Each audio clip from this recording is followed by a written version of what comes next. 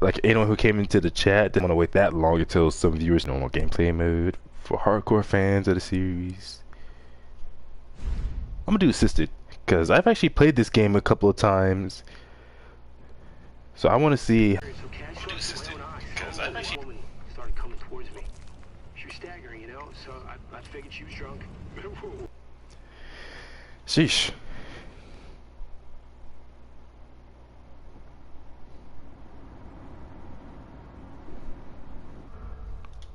Oh my goodness. Like, chooses the most random times to start saving.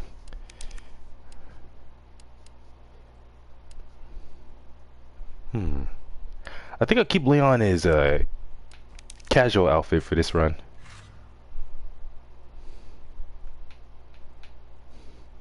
Alright, so 3 seconds to start. Let's go.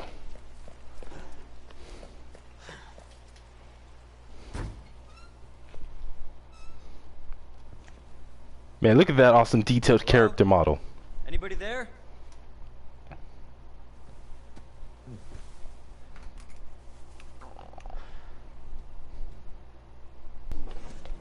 Sounds like they're having a party back there. You all right?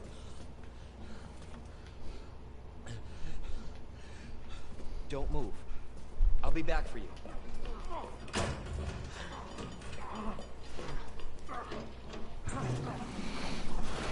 Stop moving. Officer, you need help? Stay back, sir. I got this. Hey! Wait down! Help me!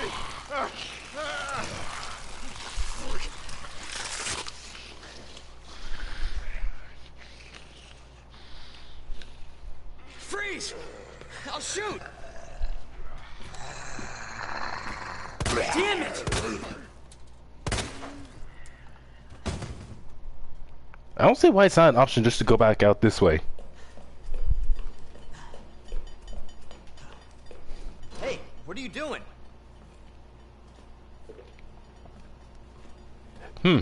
I'm guessing maybe the guy knew he was infected, was gonna turn, that's why he closed the door, or something like that.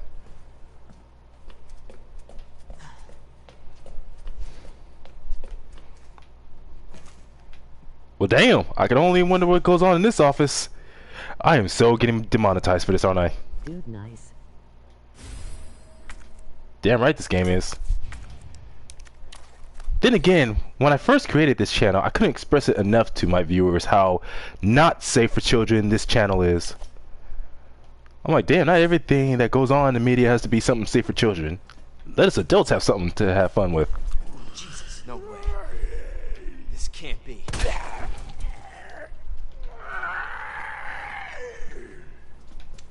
Hey, I shot you already. Shut up.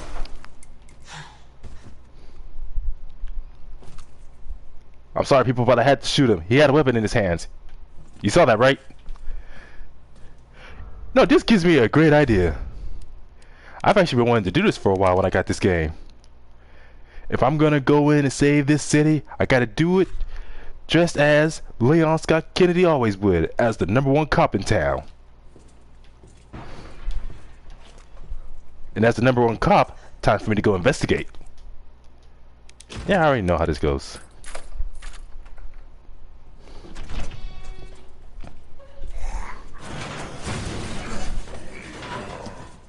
Hey! Clean up that mess!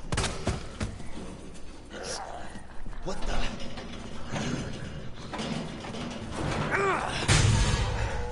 Holy shit.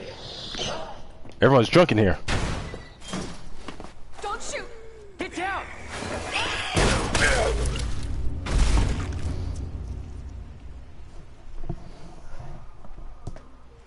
Easy to be #1 in town All right? when you're the Yeah, I only think one so. in town. Thanks. You can thank me later, when we're safe. Exactly. See? This guy gets it.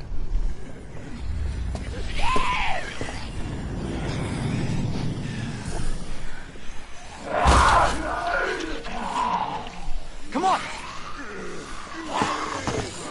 Get in! Hold on.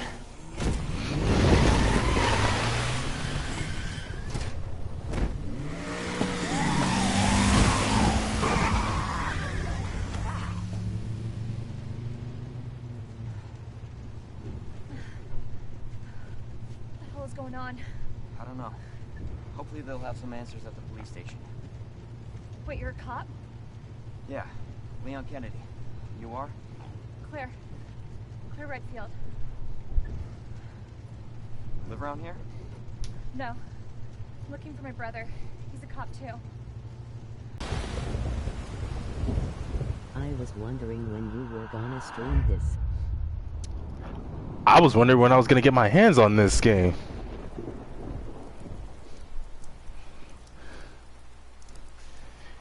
You know, this intro right here looks so much cooler without the music playing. Just this dead silence that you would expect during the zombie apocalypse. That's why I explained this before in some of my earlier Resident Evil streams, why I usually prefer playing Resident Evil games without any music. Which is why it kinda annoys me how in Resident Evil 4 you can't turn the music down. Hey, Hunk!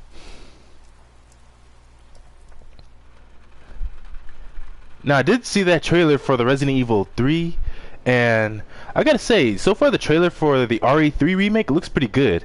It's just that for some reason, that character model they're going with for Jill, like when I first saw it, I don't know why, it kinda threw me off a bit. I was like, not how I expect Jill to look as far as updates or remakes would go. But then again, hey, shut up, man. Then again, this is just the first game. Oh shit! Well, no. What was I saying? Oh yeah, it's just the first trailer. So obviously they're gonna update it as time goes on. Out of control. What have they done to my precious city?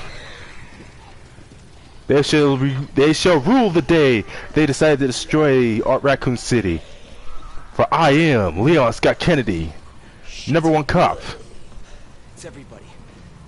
They all turned. And don't nobody keep commenting saying how I'm the only cop in town. Because I'm the only cop, therefore I'm the #1 cop. There it is. Yeah, I like that logic.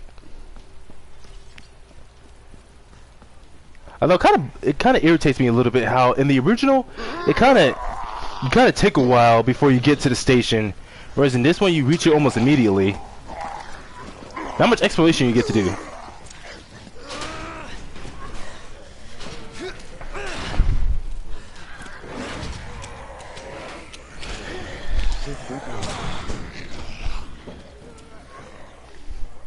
Damn right, it's good logic. Yeah, try and get past that, you sons of bitches. Although, if there was there's no way this could possibly keep out any humans, because anyone with slim enough arms can probably try to reach with long and slim enough arms could probably reach through that and probably unlock it with their hands if they could.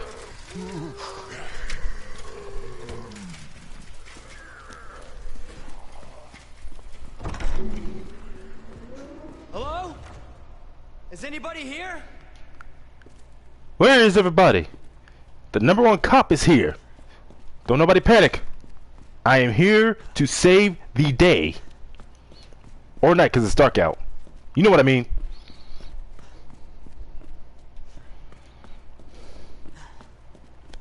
Hey, it's kind of messed up for the most part that the only reason why I'm able to get through this without losing my damn mind is mostly because after the first playthrough, what I do? Oh yeah, even on the very first playthrough, I usually just look it up online, the codes, where to go to find certain items. They all went out for smokes or milk.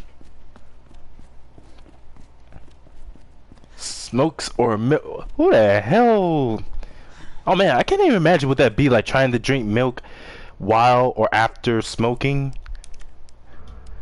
Cause well, I don't know, I never smoked before, but I'm like, wouldn't that just ruin the taste of anything you try to consume or drink? Well, I know usually people tend to drink liquor while smoking, but like I said, I wouldn't know because I don't do any of that stuff. It's Flip Brew. Yeah, I know it's you, Flip. I see it on my phone. I have my live chat up.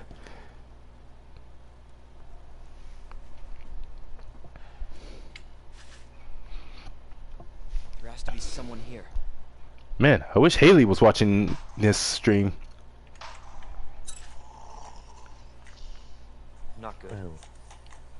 David, Marvin, you there? I found a way out. It's in here. Aim for the head, dumbass. Send reinforcements. East hallway.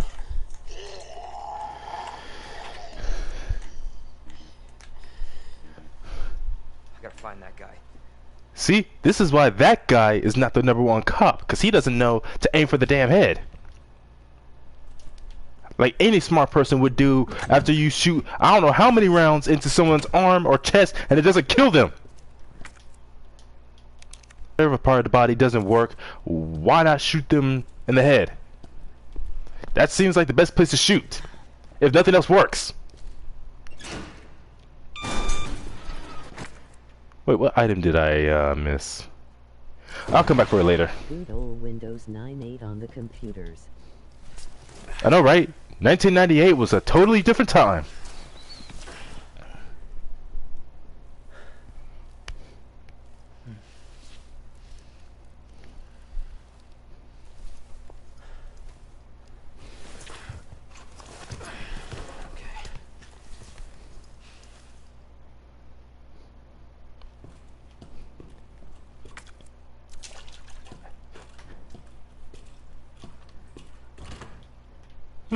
Hey, let's look at this.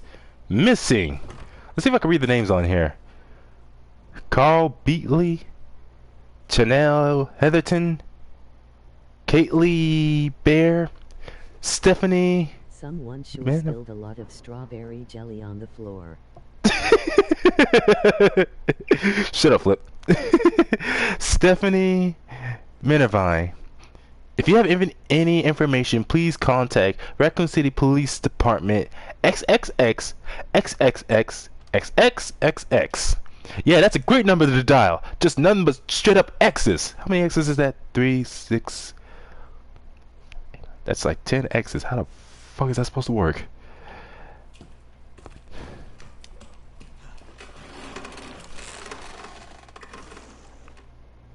I'm guessing part of the reason why it's just all X's is because if they put an actual number there, people would probably try to dial it, like people in real life.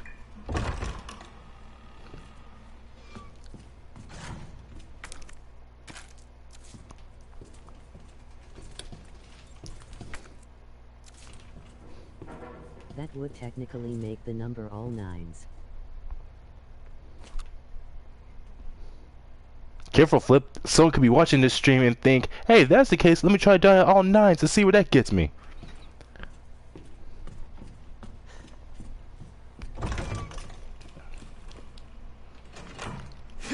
How dare they put this debris in my way? You cannot bar the path of the #1 cop in town. I am super strong, man.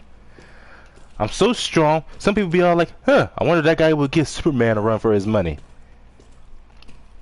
And the answer to that is, no, I'm not that strong. But still stronger than the average human.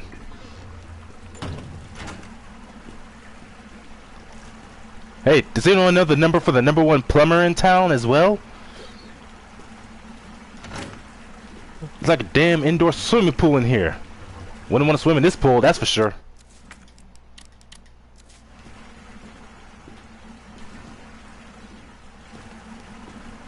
Seriously, what the heck is clogging this for this to be this much water?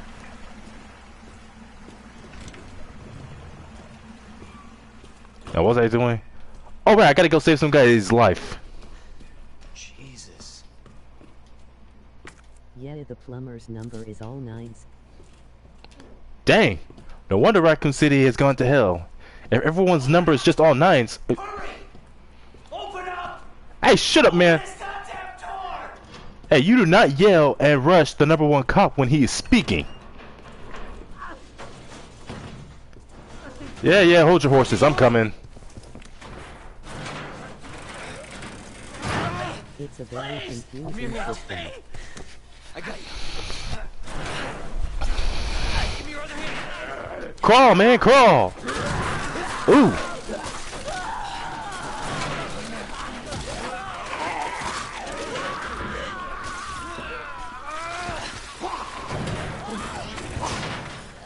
Jesus Christ.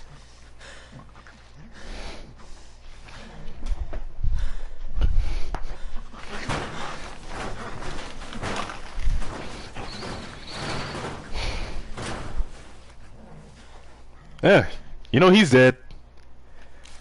My goodness, someone get that man a napkin. Nah, I think he's gonna need a whole towel. See, this is why that guy was not the #1 cop. In fact, not even the #2, #3, not even top 5, or even top 10. He was more like number 83 and a half. Get it? And a half? And another cop. Or former cop. The cop Leon is.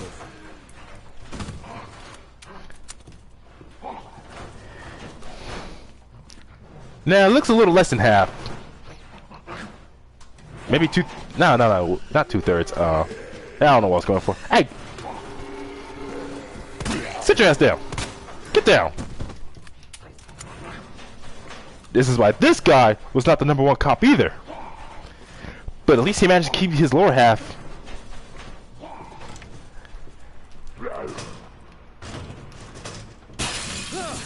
Hey!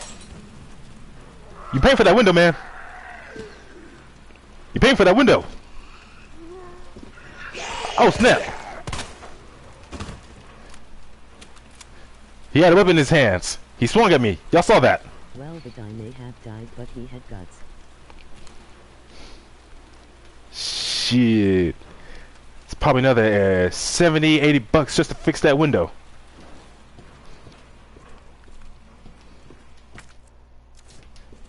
Oh, who am I kidding? I ain't hiring no damn repair people. I'm a cop, not a repairman. Jesus! They're everywhere! Holy snap!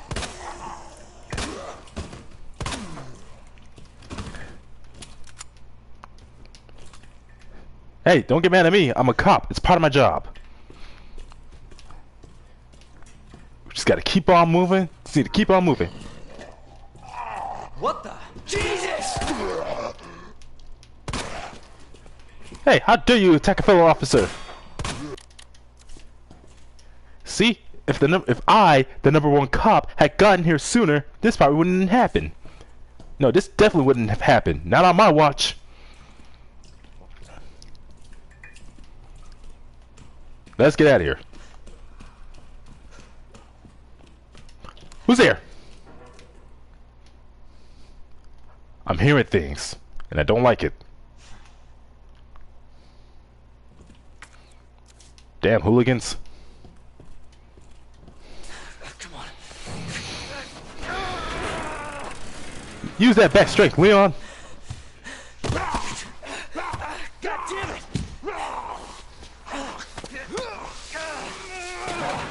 Watch out!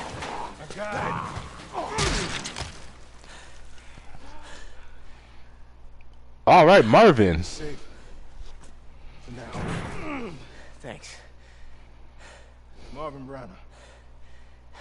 Leon Kennedy. There was another officer I could... You couldn't, because he wasn't the #1 cop. I actually really like the no music. I'm sure you did what you could, Leon. Yeah, somehow our Resident Evil games, Does anyone know what started this? especially with this game, Not a clue. But honestly, all you need to know is that this place will eat you alive if you aren't careful. Yeah, well, I was supposed to start last week, and I got a call to stay away. I wish I'd come here sooner. You're here now, Leon. That's all that matters. Okay, Lieutenant? I'm ready. Hopefully you'll be able to find a way out of this station. That officer you met earlier, Elliot. He thought this secret passageway might do the trick. This is good news. no one cares. All right, combat knife. I'm ready. I'm here, I'm ready, and it's time to go kick some ass. Because once again, I am Leon, #1 cop in this town.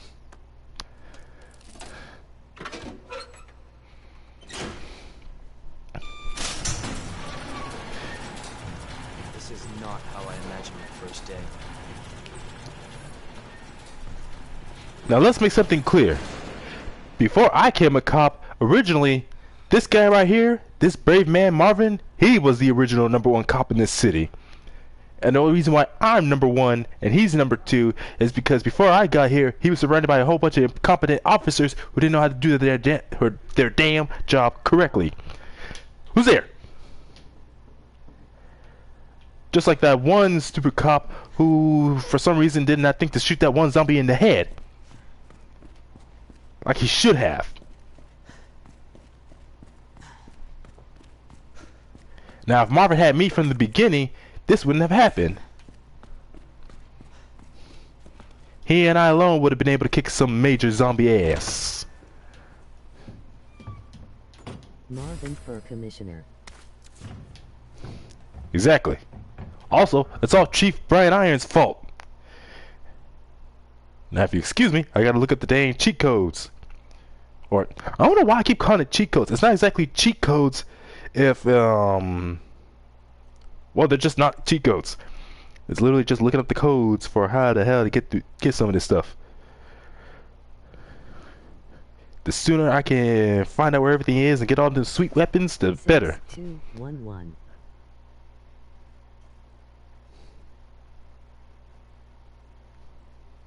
Now, who the fuck is over here backseat gaming? Was that you, Flip? I'm pretty sure it's all good intentions. Hey, wait, you played this game before? You son of a bitch. No, I think you told me you played it before.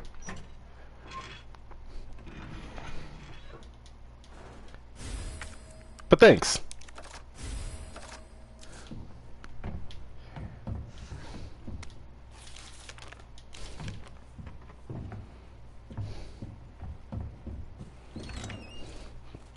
You know, I should be more relaxed on the rules that I have on my channel, at least for my mods. Because it's like, well, the only people who are my mods are those who I trust. Which, honestly, is not a lot. So that's hypocrisy on my part. Sorry, Flip. Let's see, lion, statue, medallion, combination. So let's see. Lion, branch, eagle. Okay. Let's see, lion, branch, eagle.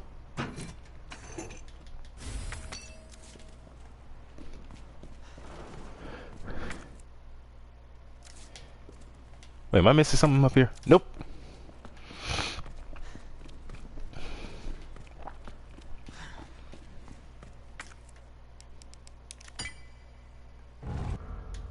And yet I have beat Leon's game in just under 2 hours.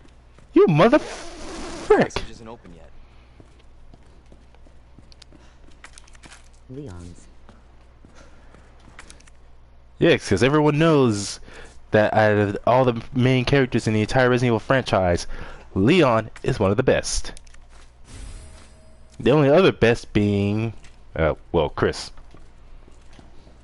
Oh no, I gotta put some stuff away. Got too much stuff on me. You know, there's a whole bunch of other games that I managed. Wait, I already told this in my last stream. A whole bunch of games that I got with me when I went last time I went to a store. It was, yeah, Samurai Showdown's one of them. Gonna do the hardcore speed run next. You know, after I beat this game unassisted with Leon and Claire, I tried to do hardcore with Claire because I figured it'd be easier since. Hey, buddy, you okay? Why are you sleeping on the job?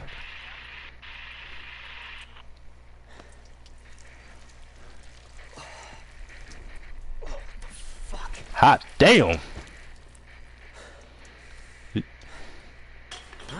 I'm not sure even a dentist could fix that. But what was I going on about? Oh yeah, some of the games I already got, but no one really cares. Now I'm wondering how the heck did this happen? The liquors don't appear yet, so I don't know how. So I don't think they were the cause for this guy getting stuck up there like that. Like this is just something clearly done for you know, it's a horror game and all. But I don't know. You can't really bring logic into stuff like this, anyways. But it's still a basic question of how the hell that even happens.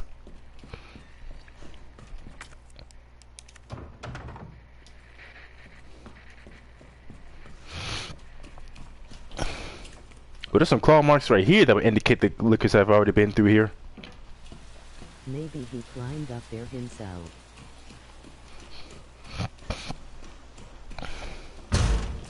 Whoa! You bastard. Yeah, like Leon said. Motherfucker!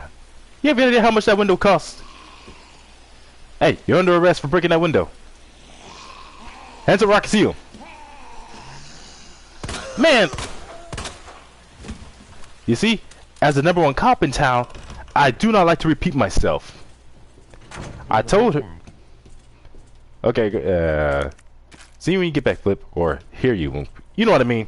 Can't really see anyone.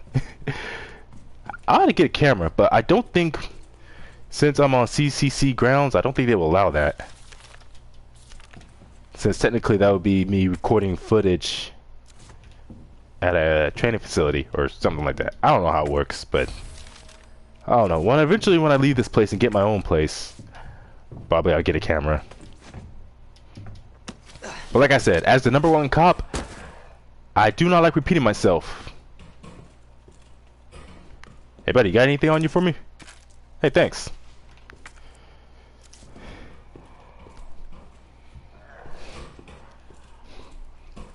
Hey, get your fat ass away from that damn machine.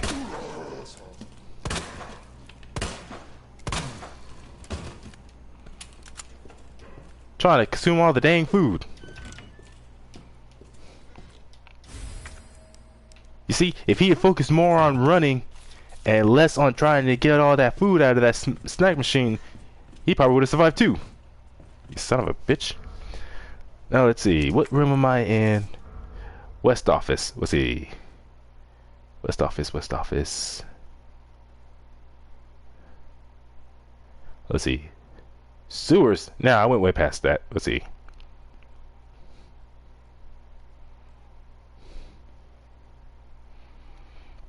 Here we go. 9:15:7. Wait. 9:15:7. Wait, was it 17? Fuck no, 7. There ain't no 17. 9. 15. 7.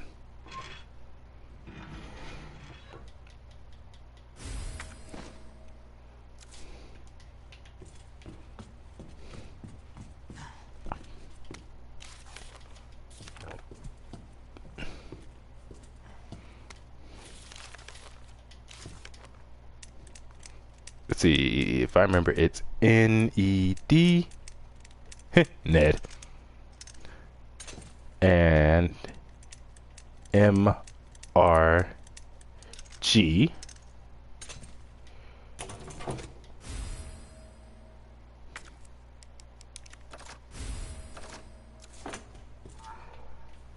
yeah, getting stuff done. Oh, come on! Dang it, locked doors. If only I had a master key to unlock that lock.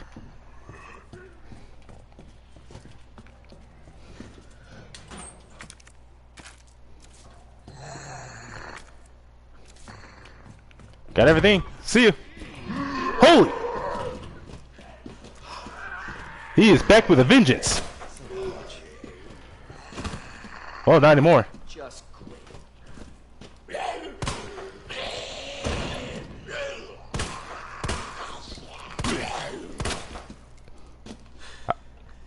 Now I gave 2 warning shots and he still came after me.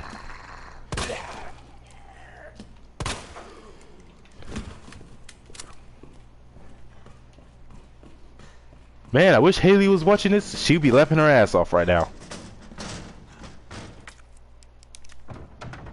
Denied. You're not allowed in here. You're too ugly.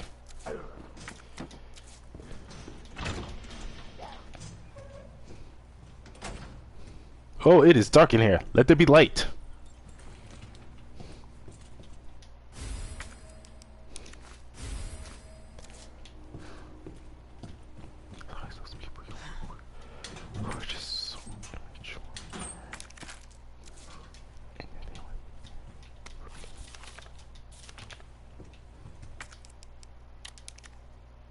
Now I'll save on to that until I get some yellow gunpowder.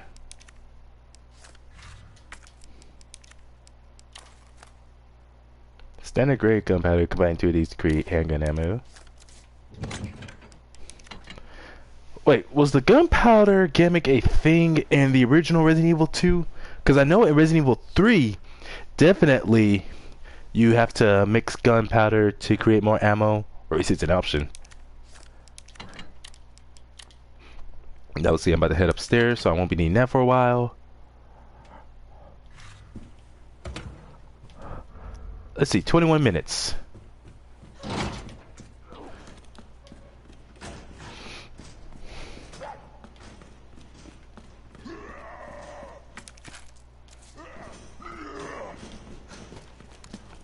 Hey, go away! Holy! Awesome! It's so rare to get headshots like that, critical headshots with a handgun.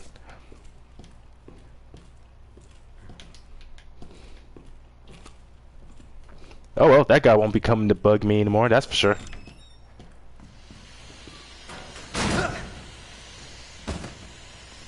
Now what the hell was he doing high in the damn closet? I mean, locker. The way some of these people end up when they're dead, it makes no sense.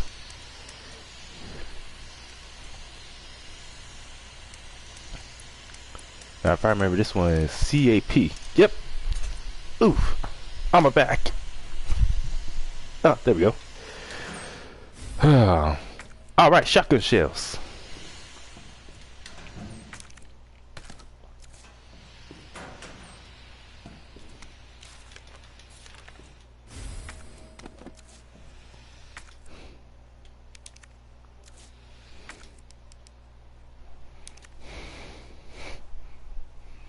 Now I'm trying to remember, I'm trying to think here. Hold on, let me do this real quick. Oh wait, so it's this, that. So then this. Dang it. So that, no, like that, then this, then that. Damn it!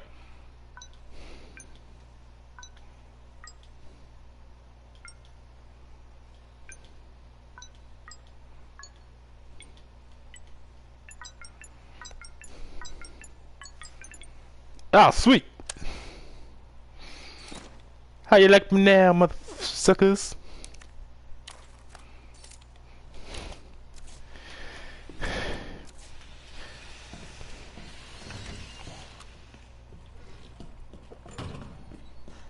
I'm a genius! Which is natural, because I am the #1 cop in town.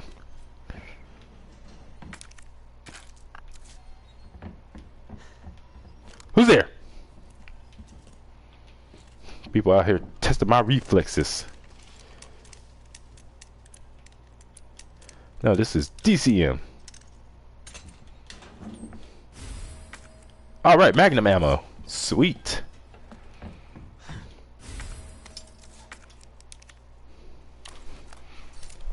Spade key. Let's do this. Now let's see. To get the shotgun, I need the key card. The key card's in the that art room or evidence room, whatever the hell it's called, where the statue is. So let's see, I have the spade key, I just need to get to the library now.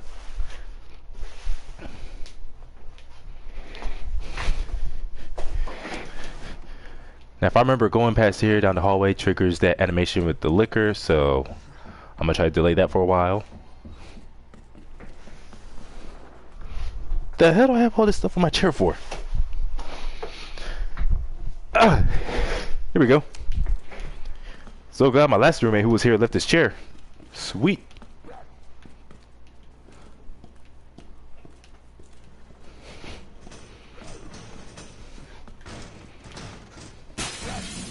Oh, come on! All these dang zombies out here breaking all these glass.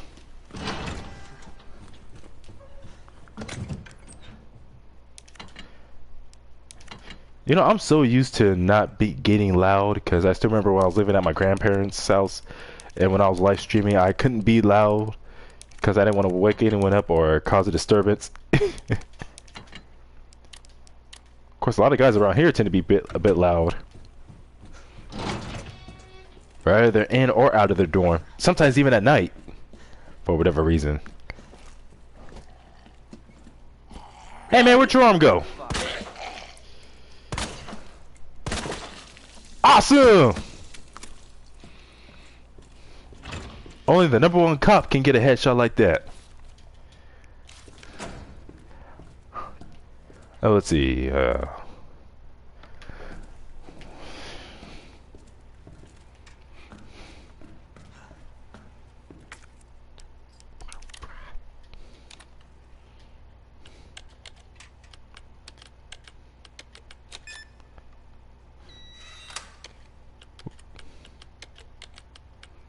106.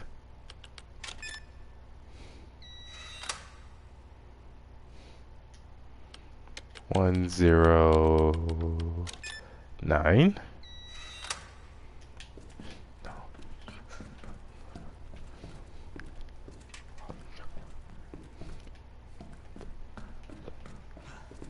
Two 208. In back. Back from where? The Netherlands? You know what else funny? Don't worry, Flip. In the time that you've been gone, nothing bad has happened to the #1 cop yet. Because I'm just good like that.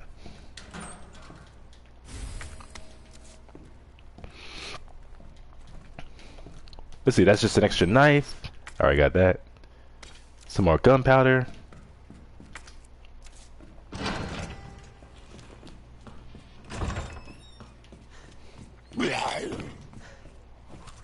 Hey, sit your ass down. Son of a bitch. Awesome! That's 3 in a row. I'm on a roll, suckers. Can't stop me. It's just like Danny Brown would say. Got one foot in the grave, another one on a banana peel. We still out here living like a doctor. Fuck y'all. There you are. Come here. Take a look. So New York Yes. has great pizza and Knew she'd delis. make it. What foods do you think You know her? Raccoon City was good Yeah. for? Name's Claire. I came into town with her. You can get to that courtyard. Raccoon City. Through the second floor. East side. I'm on it. You know, considering Lieutenant. the fact that it's called Raccoon City, obviously named after a raccoon, you know, it'd be messed up if, despite having the raccoon as their official mascot, if they commonly caught, killed, cooked, and ate raccoon meat. Like, that would be kind of, what's the word I'm looking for? Not hypocritical, not hypocrisy. I don't think that's the word I'm looking for. Just, I think ironic is the word I'm looking for.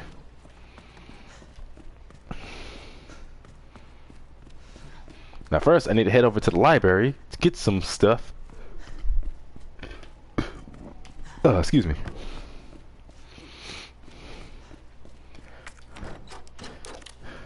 Now, if I remember, the first time I played this game, holy, whew.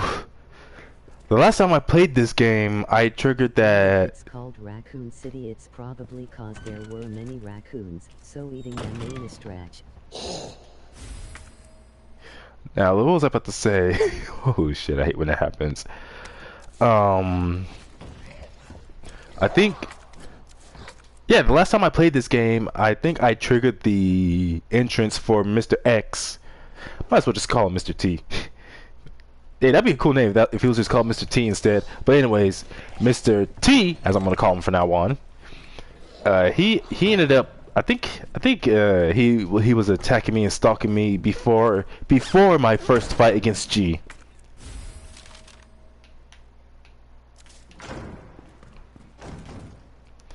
All right, let's the unicorn. Let's see the locker room. Where's the unicorn thing? But X gonna give it to ya. Oh, shut up! Oh, shut up with that shit. If I remember, the movie Deadpool made that song popular. let's see. Fish, scorpion, water jug. I'm just waiting for someone, not like actually modded to where he looks like Mr. T, but just add in sound clips to where when he first shows up, he's all like, "I pity the fool," or something like that. Hey, don't go breaking doors around here. Sit your ass down.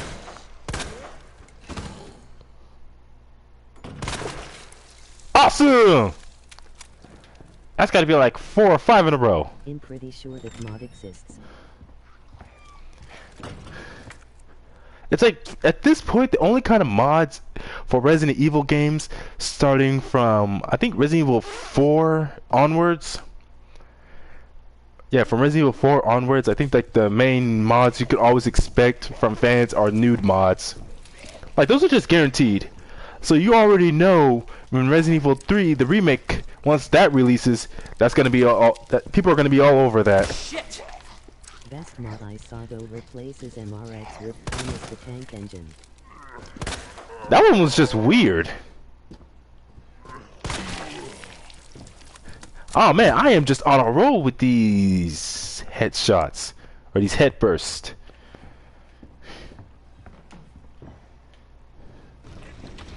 But yeah, the Thomas the Tank mod was just weird. Where it's like it's not even a body, it's just a big old train just floating in air. In the way that it does. Talking Heads likes it.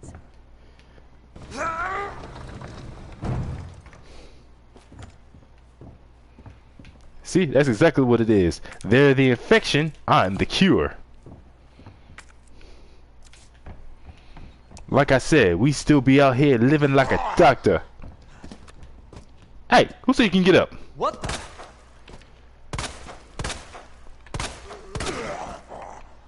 Go down already. Motherfucker. Yeah. Teach you to mess with me. I'm too awesome for that. See, when I tell you to stay down, you better stay down.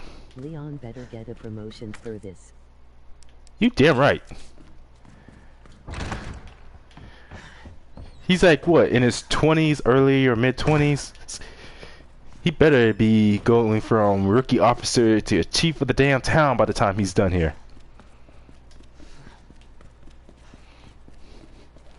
Hey, Marvin buddy, you don't look so good. You need a band-aid, officer.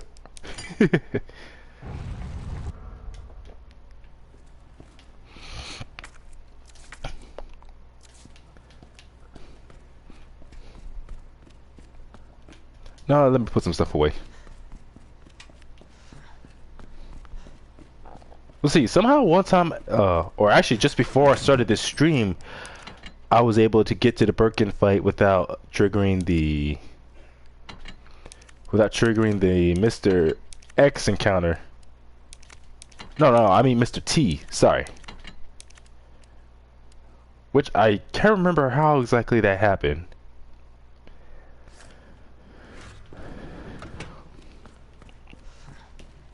Either that or I'm remembering my first playthrough of this game. I'm remembering it wrong. Very wrong.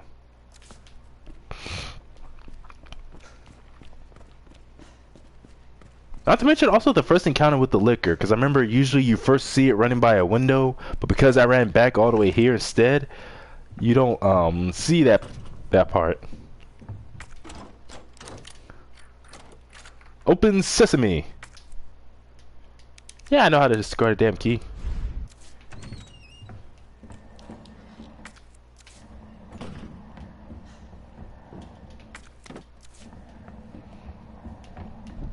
Oh, excuse me.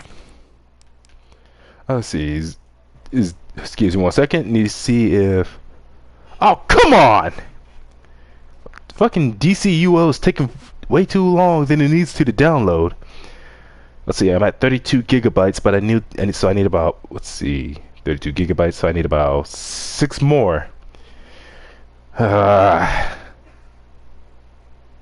all this time that's gone by. No, wait a minute. When did I start this live stream? I started this stream at around 12, I believe, or a little after 12. So it's like, so it hasn't even been an hour yet. But it probably won't. Let's see. It's hard for me to concentrate and talk with that dang helicopter in the background. So it won't be probably till tonight or tomorrow morning or tomorrow evening that DCUO will finally, like, it will finally be done downloading all the data, because the app is done. Now I just need it for the data to upload. Then I gotta update it since that Dark Knight's Metal Part 2 thing has started. I don't know how long that's gonna take. It's like just one thing after another with this stuff. And it's like I got a 4-bar connection right now on my adapter, so I don't know why it's taking so long. Wi-Fi be on some BS sometimes.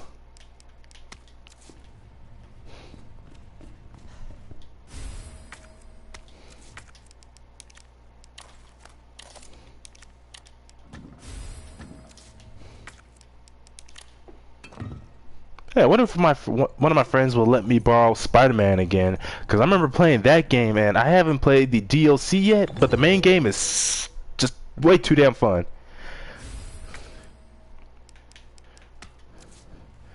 Like, the amount of creativity, the things you can just do in that game.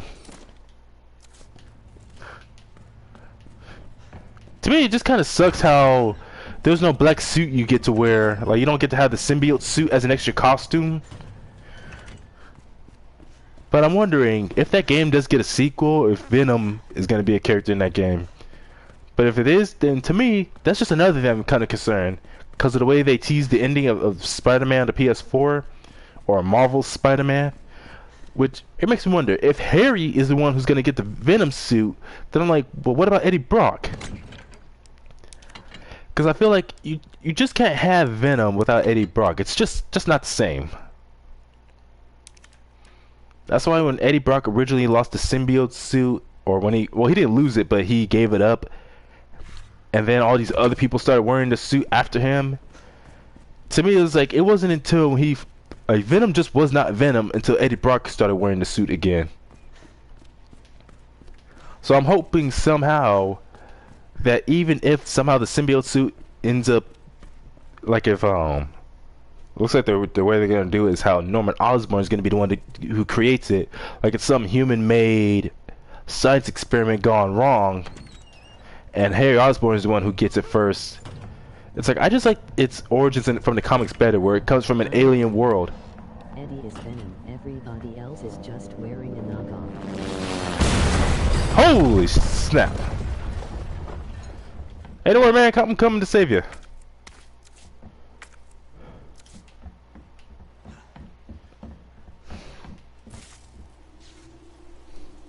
Damn. Hey, how exactly did this happen? Was Nemesis out somewhere and just fired a rocket launcher at him? Now you see, if he was the #1 cop in town, he wouldn't have crashed like that.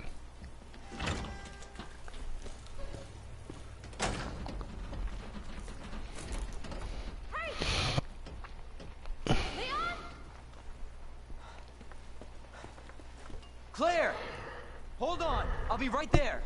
Okay.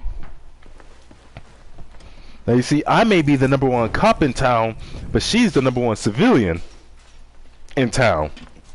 Claire! It's so nice to see you. How are you doing? That helicopter just came out of Yeah. nowhere. I'm in one piece. The helicopter Guessing you don't pilot have was a key in one texting of and those fancy driving. pockets? Unfortunately... Damn millennials. How are you doing? You know, Although I don't think it's a millennial thing. It's good. Any luck with your brother? no. Not yet. Claire, don't lose hope. Yeah, boring dialogue. Dude, that scene's just not very fun, honestly. Marvin, I've got a situation here. I'm surrounded by zombies. Marvin, do you copy? Marvin! Damn it. That's a false information, because he's not surrounded by zombies. It's a millennial thing. Boomers don't know how to text. They obviously don't know how to drive too. Hey, I'm trying to fix this damn window. Get the fuck out of here.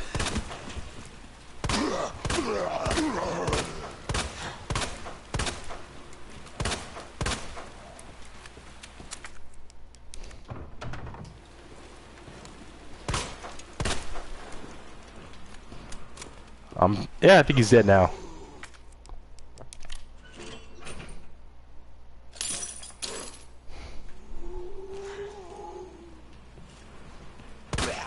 They don't need to know how to drive. They were alive through the war and Great Depression. Wait, what was that? Hold on. Let's see. They don't need to know how to drive. They were alive for the war. Oh, boom. Boomers, millennials. Oh, come on.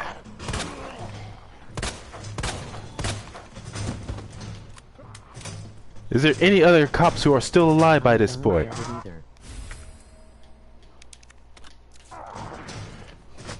It's like we have so many different names for different groups of people for whatever reason.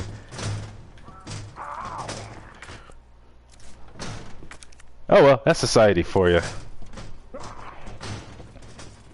I got one word for all those kind of people. Dumbasses. Best way to describe them.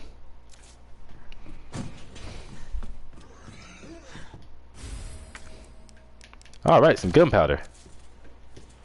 Too bad I ain't got the shotgun with me yet. Accurate description. Exactly.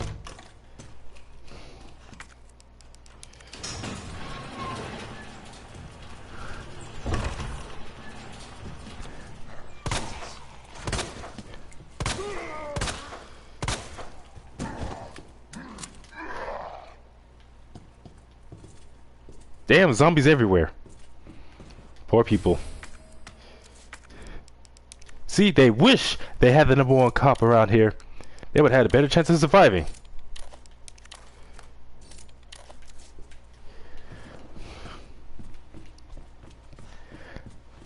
Now let's see, I want to get the Magnum, but to get the Magnum, let's see, I have the red jewel, but now I need the jewel box to put the jewel in, and that's not in the police station. The jewel box is somewhere in the parking lot area, which I'm gonna have to head to next.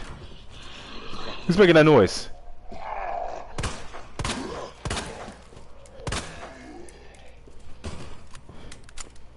Damn fat zombies.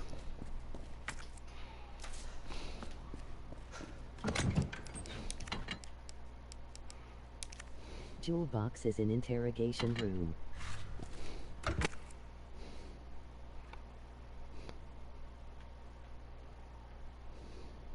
Huh. Hey, thanks. Hold on a moment.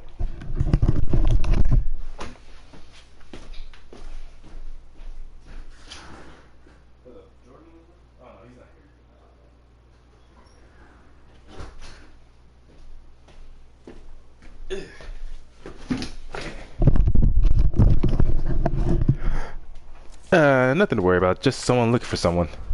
Hey, I gotta remember, when you bring up the map like this, technically you're still on the game's time. The game's not actually fully paused or anything. So it's like if you're trying to do a speed run and someone, or if you're just trying to like get as good of a time as you can, for all intents and purposes, don't actually just bring up the map, because technically it doesn't count as pausing the game.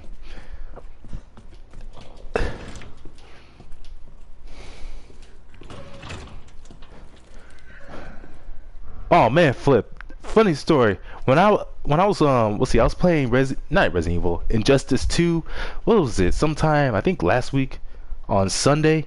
Well, anyways, I wasn't streaming it, but I was playing online, and I encountered this dude who was so arrogant, so full of himself. Like he was constantly telling me pick my best player, my best character. No, he didn't even say it like that. He was constantly saying pick my best opponent, and I'm like, my best opponent. That made no sense. But anyways, so I picked my best character, and this dude is one of those kind of people who's just so full of themselves, where it's like anytime before the match even starts, they're just like, hey, you're not gonna win, right? You know you're not gonna win, right? Like, he's constantly asking that. Holy shit. And it's like, I won the first time, and he's like, alright, now it's time for me to go get serious on you. But it's like, anytime I would win, he would just say how, I just let you win. I'm just letting you win. Some stupid shit like that. Like, apparently every time I won, I only won because he let me, not because he was doing player matches, so gear was involved. So it wasn't like my character was just better equipped with better gear, and it certainly wasn't because I was just skilled. No, it was only because he let me. Even though I beat him the first time, and by the time we were done, it was like 2-2. So let's see, I beat him the first time, then he beat me the next 2 times, then on the 4th time I beat him, but like I said, both times he just said that he was just going easy, or he just let me win. Which I knew for a fact was some bullshit. And then, what was the last thing? Oh yeah, I remember, because of how much shit he was constantly talking, at one point, let's see, I was silent for the most part, but at some point I just burst into laughter because it was just so funny to me how stupid this guy was. Let's see, I think, what was it, after after the first second, see, before the final fight, I just started laughing like crazy. Hell, I was laughing so much I almost started wondering. People think trash talk counts as skill. I know, right? Like, they're just that bad that all they do is just trash talk to make themselves feel better. Whoa, woman.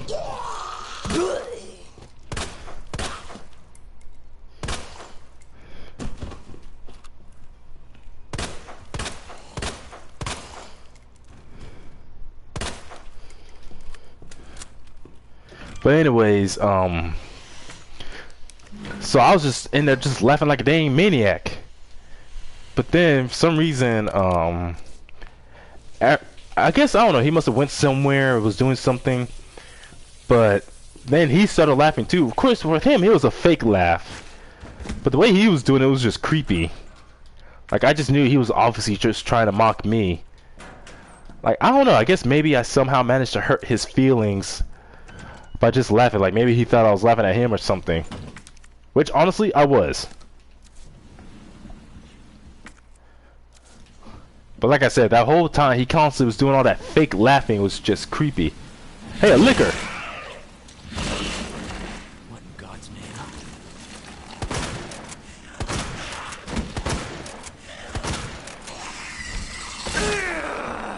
Damn, I forgot how quick these things are.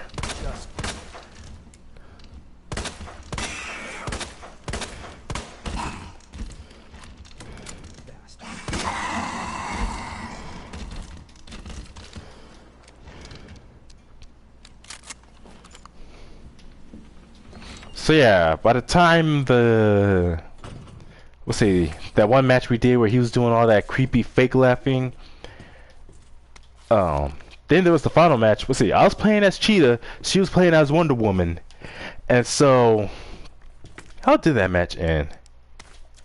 I think that was the second. Yeah, I think I said that was the second match that I won, so it was 2-2. But he wanted to keep on going, but I, for obvious intents and purposes, had no interest.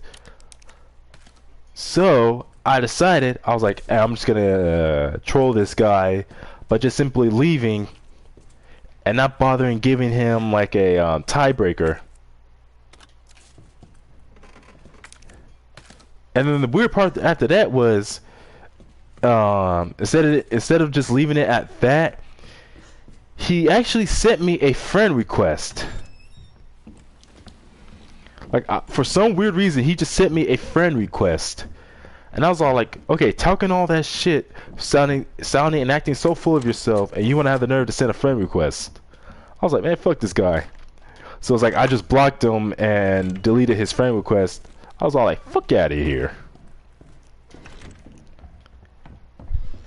I was like, it's always amazing the kind of people you run into when you're playing video games.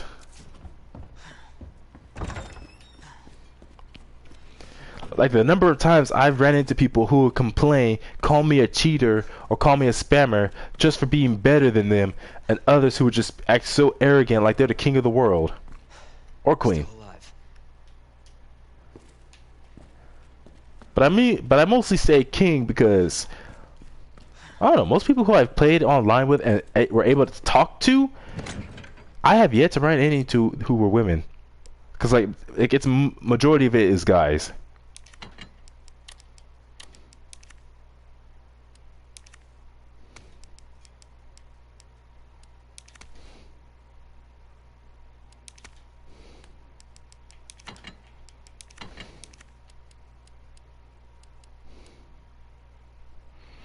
Now let's see, if I remember, the thing I need to create that explosive is in that same area where the maiden statue is, so I could just probably head over there. Yeah, let me just take the battery with me.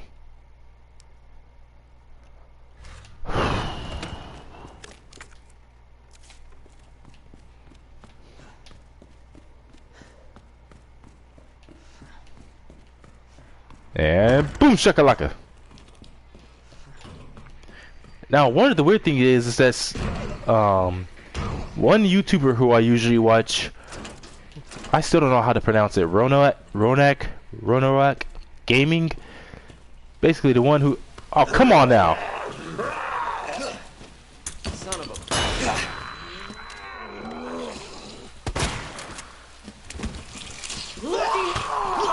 Ooh, bitch.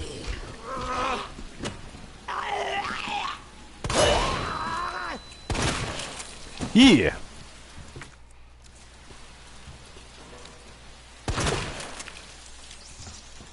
Yeah, nasty. Try to talk all that shit now. Oh! Damn, y'all ugly.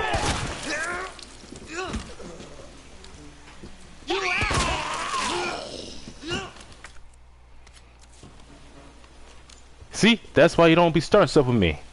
#1 cop in town.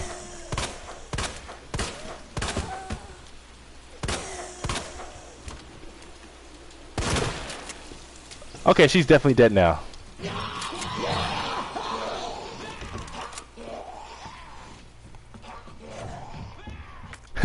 They don't even know that there's an open window they could just climb in through. All the dang stupid zombies. Oh, here's what I was looking for.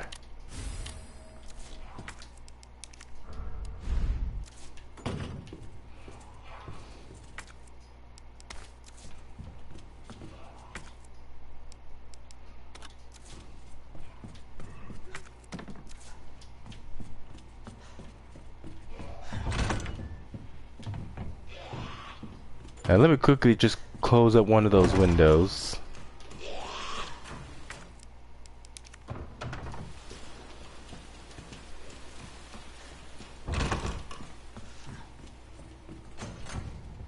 You know, I still remember when I had that one cheap free phone that my mom got me. How I couldn't look up the chat or anything whenever I was live streaming, or even watch my own videos on my phone for some reason. So, oh, come on!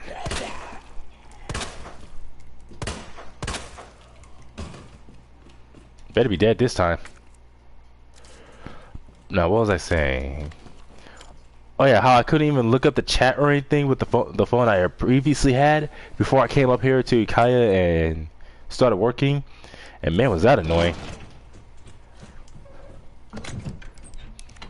Like to the point where whenever there was any trolls who came online, I had to rely on my mods to get rid of them for me.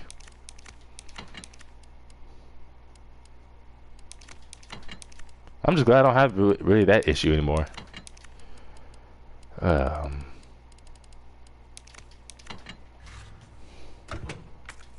Wait, didn't I have something else I was gonna take? Let's see.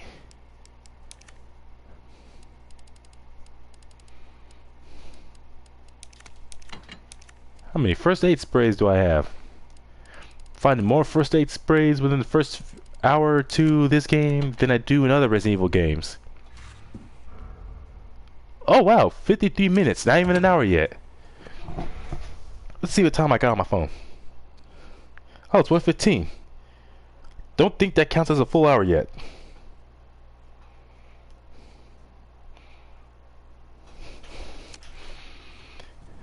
Let's see.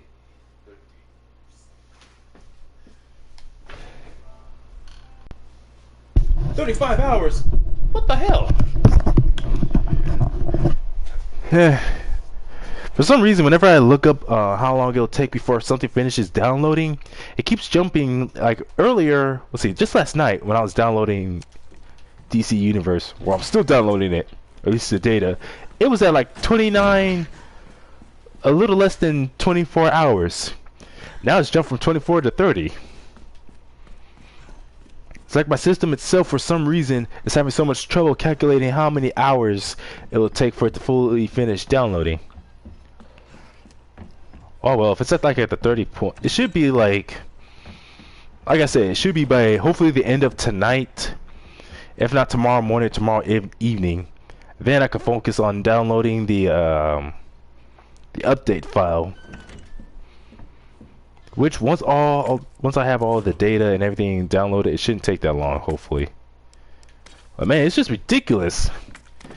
And it's like I have a 4-bar connection without any interruptions, since I'm the only one using it.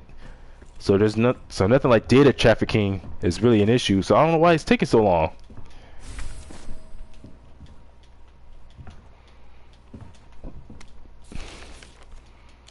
And it's like the modem I have. Okay, I don't know if I should be giving out all this information. Yeah. But it's like, let's see. I got Verizon, and Verizon has some very good service. So I don't know. I just don't know what the issue is.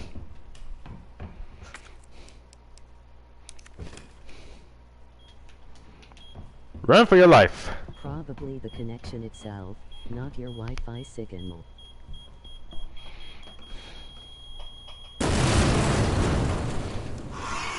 Hot dang! Someone called the demolition team? Now, actually, I was talking about another YouTuber earlier, Ronak Gaming. Now, he mentioned in one of his videos that he actually got demonetized. One of his videos got demonetized for, what was it? Oh yeah, it got demonetized because he referred to one of the creatures in the game by its name, the Licker. Like somehow he got demonetized for that. Let's see, woman's head. Is this a bow? And a snake.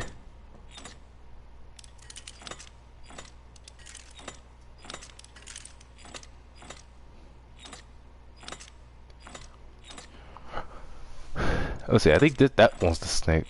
Is it? Yeah, I believe that's the snake, and here we go.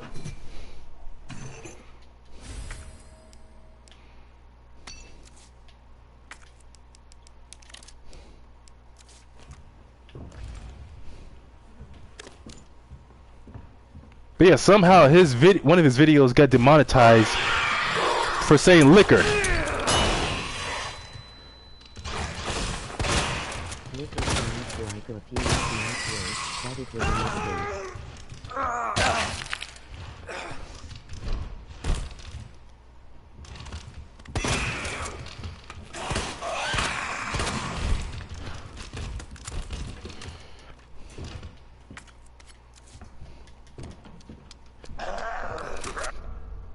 I have no idea why it takes so long to kill these things, but boy is it annoying.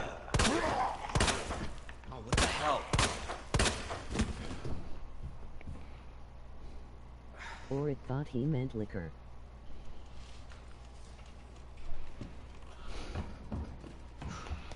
Haha, you think this bookcase right here can stop the #1 cop? I am too strong for this.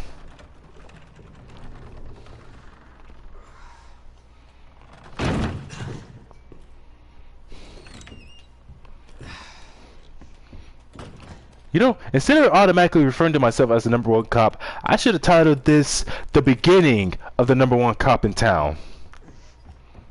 Oh man, that would have made for a better title for the stream. The origins of the number one cop in town, or the beginning of the number one cop in town, or how Leon became the number one cop.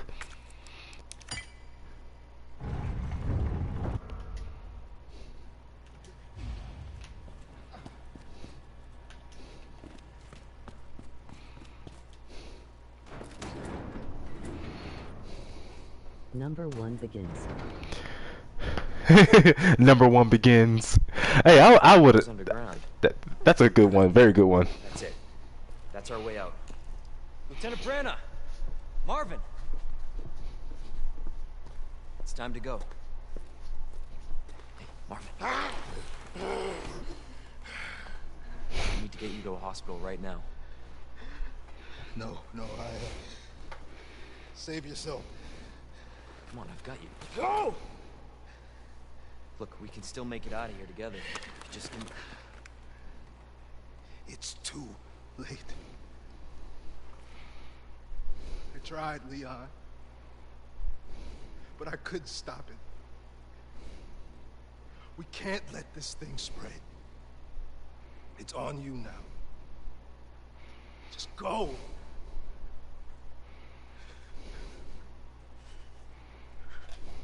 I understand.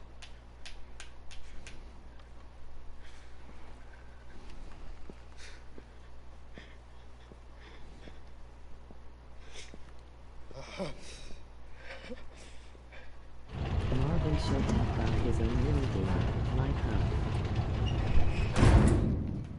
I won't let you down, Marvin. Yeah, he would have deserved it. Marvin is definitely one of those characters who did not deserve to go out the way he did.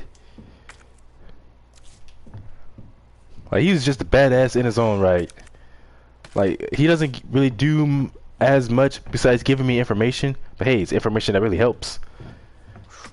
And it's like, damn, if only I could have saved him. Oh, let's see. Let me just start combining this stuff because I need some ammo. And you just know he got that injury saving someone. Yeah, saving someone incompetent, because like I said, Marvin was the original number one cop in town before I came along. And it is an honor to take upon that mantle. And may I hopefully not disappoint him. I won't let you down, Martin. I will not let you down.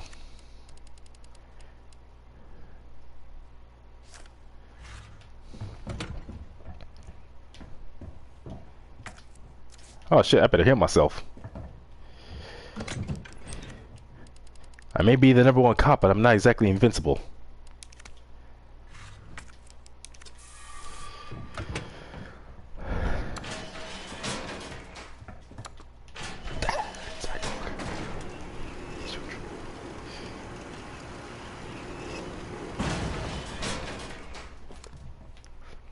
Yeah, this ain't scary or ominous at all.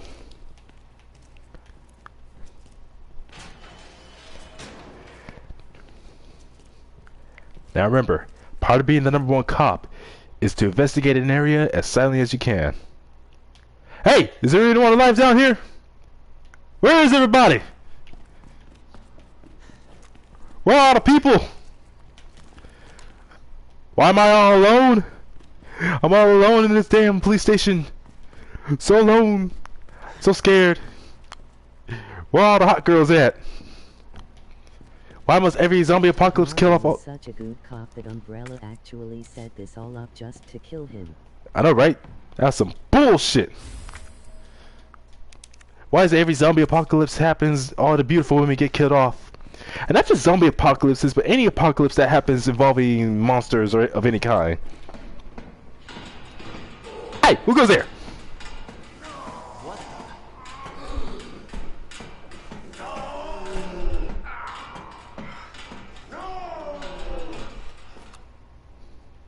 Must be one of them damn hooligans getting drunk again. The no music makes this room even spookier. I know, it's even more pitch black than the hallways in the police station. It feels like a whole lot of extra stuff to have just for a police station. But what would I know? I've never been inside a police station. Let's see. What time is it? It is 1:25. Alright, I'm going to take a quick restroom break and I shall be right back. Hold on a moment.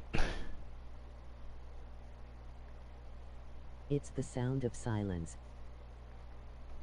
Get it?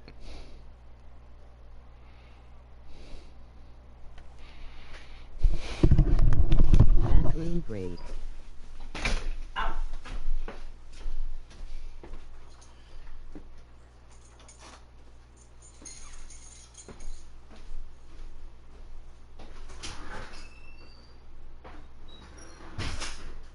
Break the bathroom.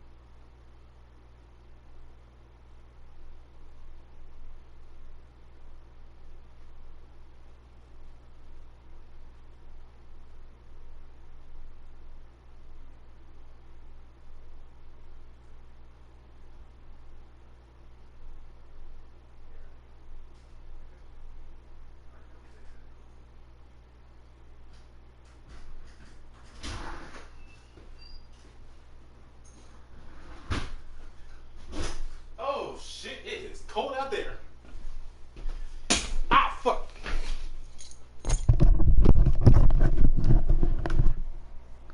What the? Break the bathroom? Shut up, Flip. Wait on a second. I gotta make sure my door is closed and locked. Should have done that sooner.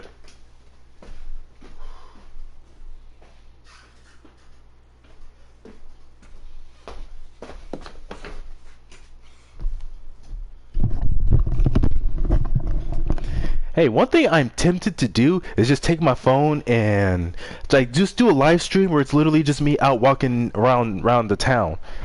Like just I don't know, I've seen other people do stuff like that. What do they call it? Vlogging? Video logging? Something like that.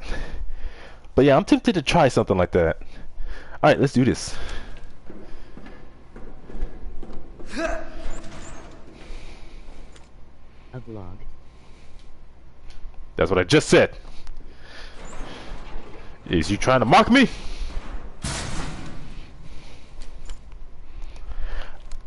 Alright, let's do this. Oh shit, look at this ugly motherfucker.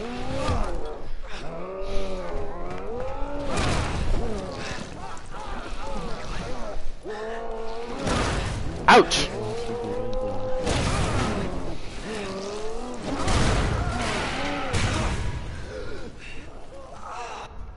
Hold on a second, there's a funny video right here. You out loud.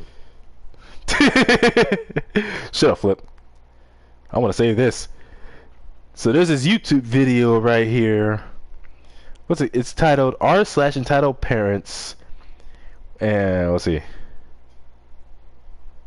Apparently, so some entitled mother sends someone a text message telling that person to show their child that person's that woman's private, and that woman's saying, or that woman or girl says, "But I'm 15." And so that entitled mother texts back, "Now," all caps, a whole bunch of exclamation points, or exclamation points. You know what I mean? People are fucking weird. Now, what was I saying? Oh yes, it is only as the #1 cop in town that I survived that. I be staying physically fit. Words won't work on this thing. And see, as the #1 cop, only the #1 cop like Leon would know that words will not work on this thing.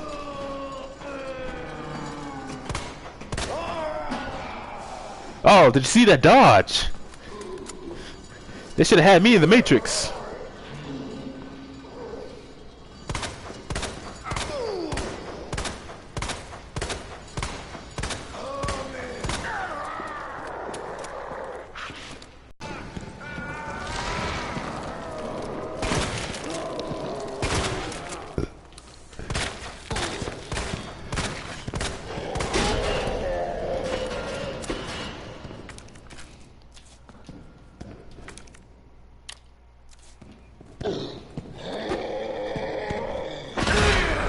Oh shit! Barely dodged that.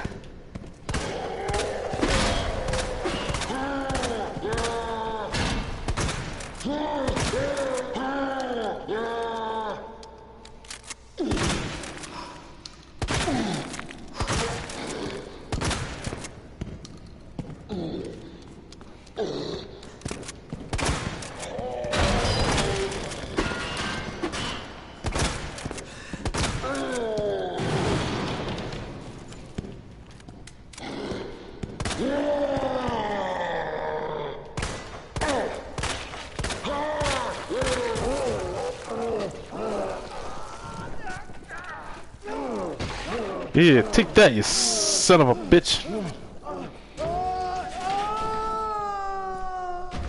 dodges. Exactly. Somebody's watching me. For I am the greatest.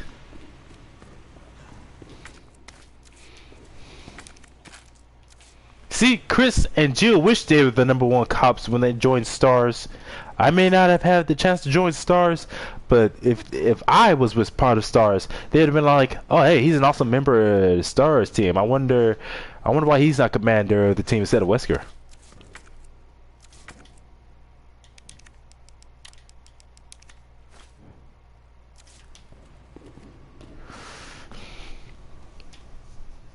Let's see, what was I doing? Oh, right.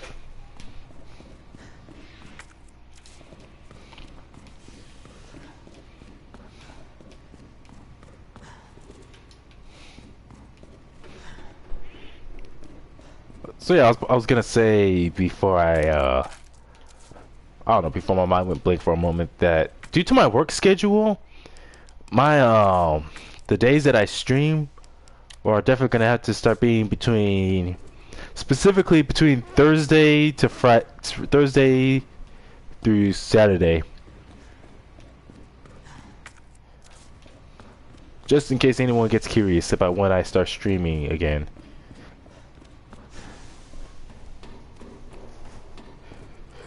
Which I think having specific days for when I am expected to stream, if I can, I think that helps quite a lot. Especially Fridays. Like Fridays will definitely be the most likely where I would stream the most often. Because I know on Saturdays they have these Saturdays they have these events that go on Saturdays where people are expected to volunteer for, unless something happens and that event gets canceled. But anyways, so let's see, Thursdays I work and I don't get off until like around 6:30, so I wouldn't be able to stream it till nighttime. And Friday, well, Friday I have all day to do whatever I want. And then there's Saturday, at least until like when I have to go to bed because I got to get up at around 8:30 on Sunday.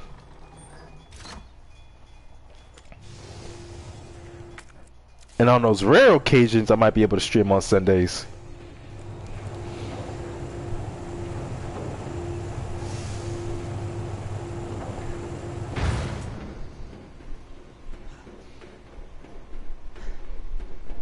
But that ultimately still depends on like how much time I have and what's going on those days, if anything.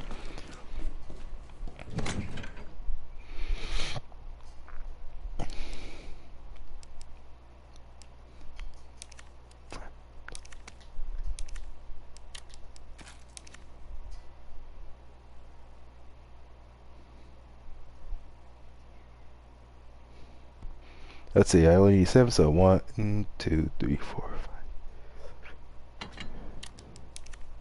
Dang it.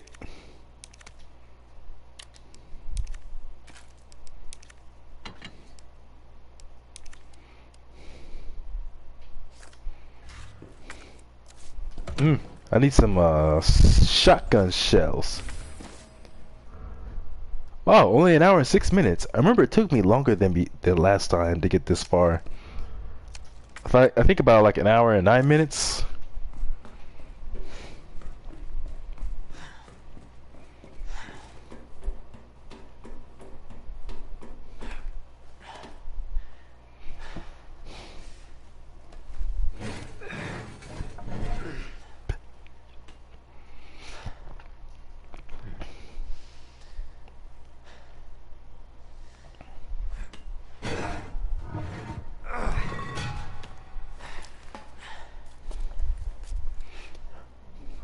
You know, I think I just found out why maybe my connection signal was probably taking so long.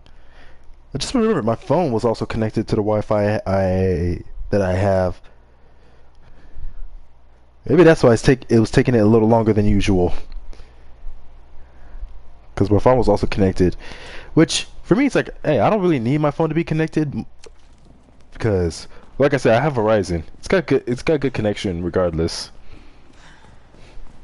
It's just that there were some videos I was trying to watch, and they were taking longer than usual to load. So I figured by connecting to my hotspot, it wouldn't take as long. Speaking of which, I gotta see. I think I should probably plug it in, which it will go from a 4 to a 3 bar connection, definitely. But I don't know, 3 bar is still good for streaming. Yeah, 28%. I'm gonna have to plug this in. Plug it in, plug it in. Oh, right. Damn. Need a key card. Pluto, is that you? Down, boy, down!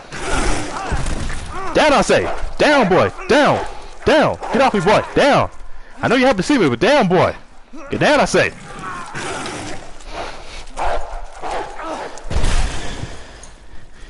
Hey, You bitch! You shot my dog! stay sharp. Sorry to do this to you, Pluto, but I had to put you down for your own good. It was either me or her. Yeah. Sorry. Well, hey. Just wanted kisses. I know, right? He just wanted to play, and she just shot my dog once again. You fucking bitch. The only reason why I shot him, because like I said, it was either me or her. What's going on here? Sorry, that information's classified. Where you going? Do yourself a favor. Stop asking questions and get the hell out of here. Ada is cold. Well, considering that big ass long coat she has, that, and yes, she's definitely cold-hearted. Hey! I'm not done talking to you. Get your ass back here, bitch! You shot my dog twice. Ah, who am I kidding? She ain't worth the time. I got bigger fish to fry.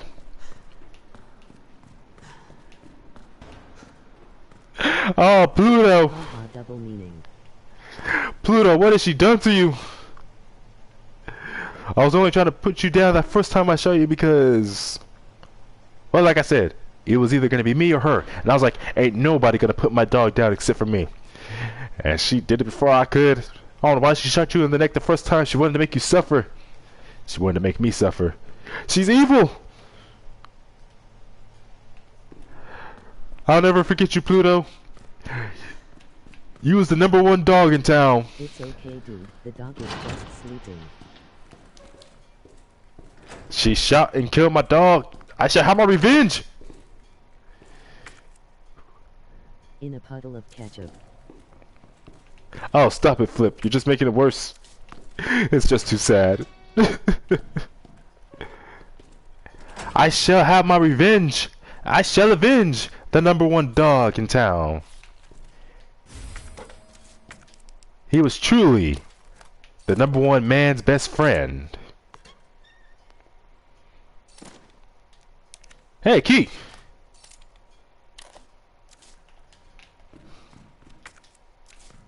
Dude, don't you cry or you're gonna get me started.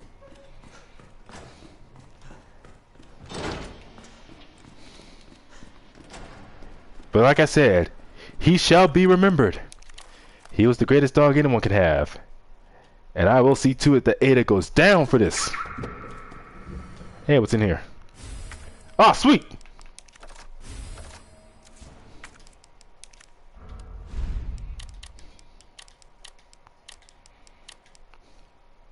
And I'll see to it that Ada goes down in history as the #1 bitch in this town.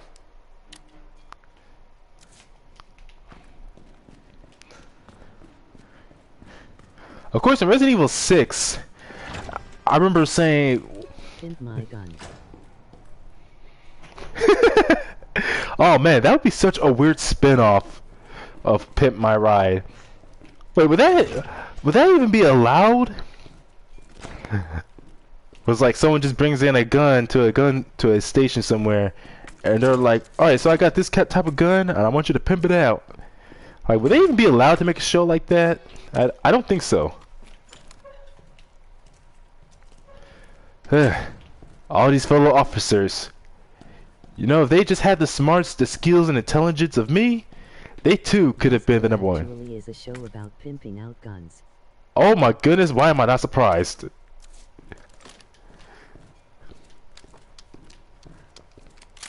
Modifications and paint jobs.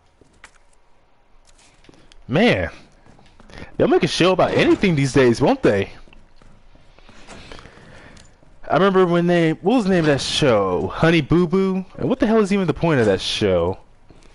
I don't remember. It was just so, it felt more like it was just about some kid whose parents were so desperate to make their child not friendly,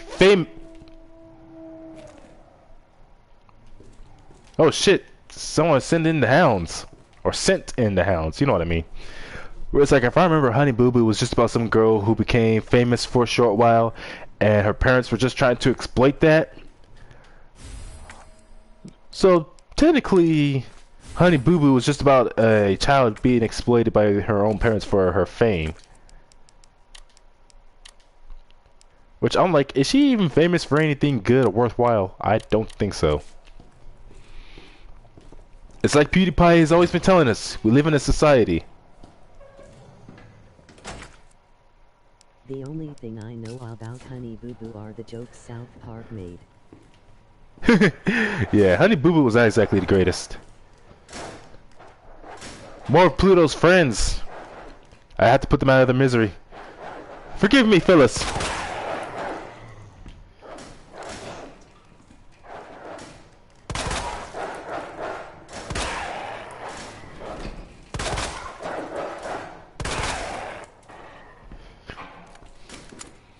It pains me to do this to fellow members of Pluto's K9 unit, for they themselves were the #1 dog squad in town. See, that's why they be getting Dobermans. Raccoon City gets Dobermans instead of what else could Those aren't bullets, they are tranquilizer darts. Flip, stop living in this false reality. We have to learn to accept the truth. They're dead. I'm gonna miss them. I'm gonna miss Pluto. Really I see. loud darts. Hey, you know what's funny? In what was it? It was that one Jurassic Park arcade game where it's like you're sitting. Let's see, it's like you and whoever you're playing with. You just sit in some seats, and it's like I don't remember what the name of the game was. I think it was just called Jurassic Park arcade game. And literally the whole screen, everything's moving. You're just shooting at everything. And it was said in the description for the game, like they had, oh, some big ass roaches. They said in the description for the game that apparently you were just shooting some very powerful tranquilizer darts. And I think that was only, did I say that right? Tranquilizer? I believe they only really said that so that parents wouldn't trip about kids like shooting at dinosaurs. So at least they know that the dinosaurs they're shooting at aren't actually being killed. And I'm like, hey, whatever makes it justified to have a game where you're shooting at things.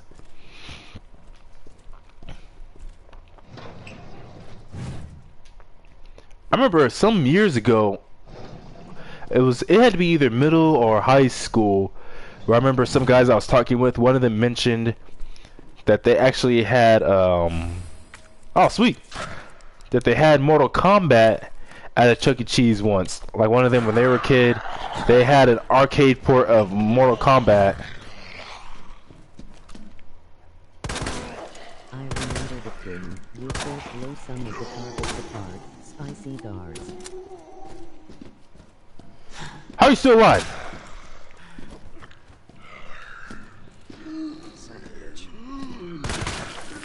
Awesome!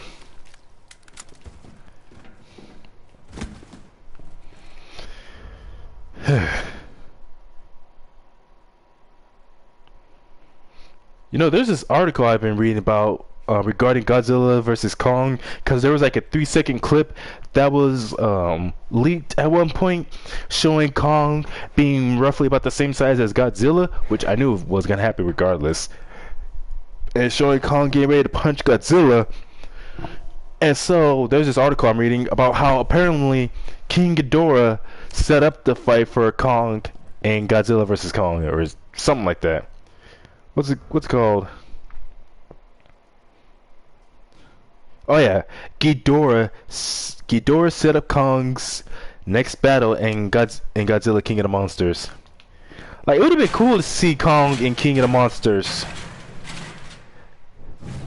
Like, whether if it's a cameo or whatever they could have done, or even like just show some scene where it's like when Ghidorah sent out that call to all the other Titans, Kong himself, like they show a scene with Kong on Skull Island, and it's like he hears the call, but he just chooses to ignore it, and then he gets ready to start fighting the skull crawlers. Scroll crawlers.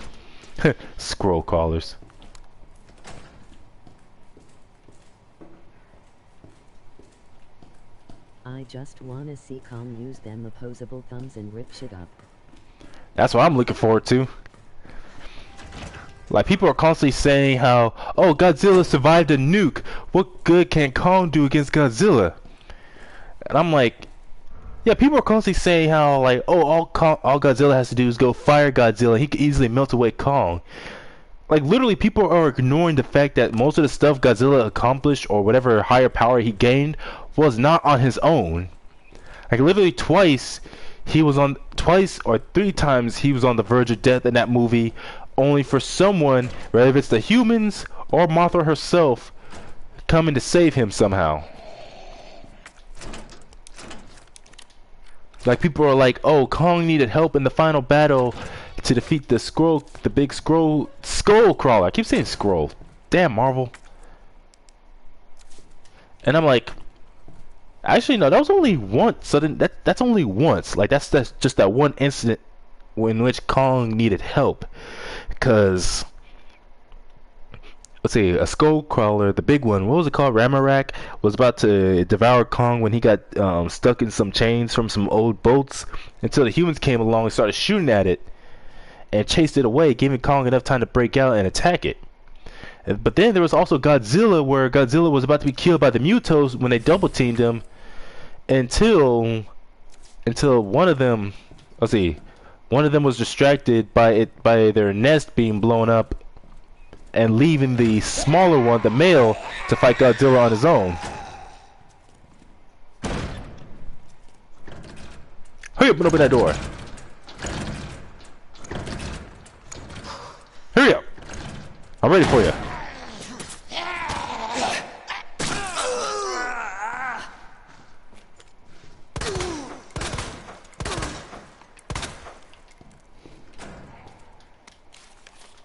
Dang, people not dying like they're supposed to.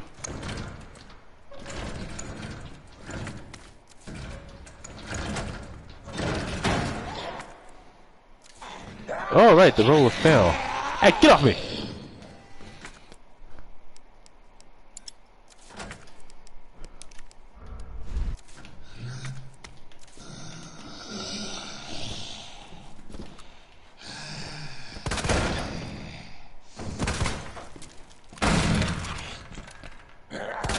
Damn, you fat old motherfucker.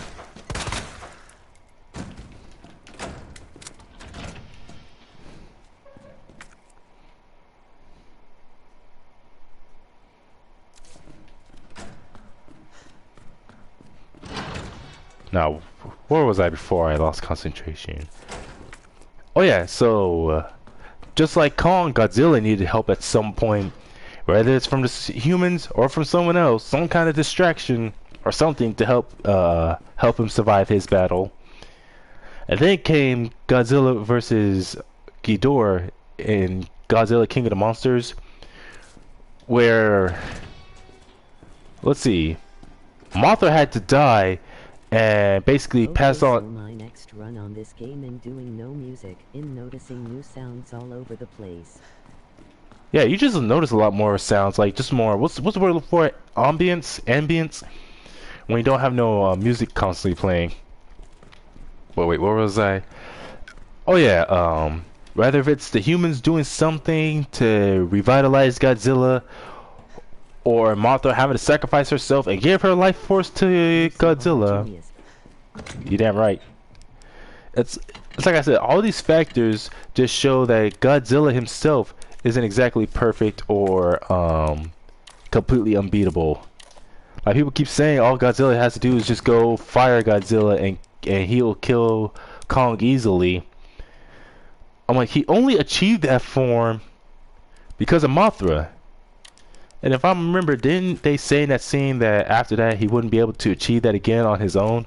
Or that because of how much energy was surging through his body, that he had that final blast he used against Ghidorah, that final energy pulse that he did, like if he didn't do that, then eventually his body would have had a meltdown. He would have died from all the energy running through his body. Kind of like when he became Fire Godzilla and Godzilla versus Destroyer.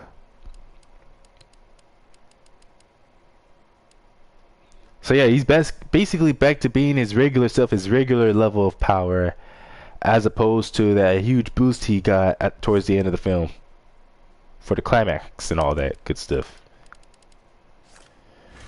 But for some reason, whenever I look on the internet about Godzilla versus Kong, it's kind of the same thing with Goku versus Superman. Everyone will like, you have one side where see, for some reason, most Kong and Superman fans, like, they're just, some of them seem a bit more, I'm kind of like on, yeah, I'm definitely on the Superman and Kong side of the matchups, because I like those characters more than their opponents. But for some reason, it's like a lot of people who are fans of Kong, they'll just say like they're rooting for Kong, or some of them will say, man, I just want to see Kong do some things to Godzilla like he did in the last movie, like take a big old tree and just shove it down his throat, which kind of led to that whole eat your vegetables meme some people did. And I remember how I kept saying past streams how I just want to see Kong just suplex the hell out of Godzilla.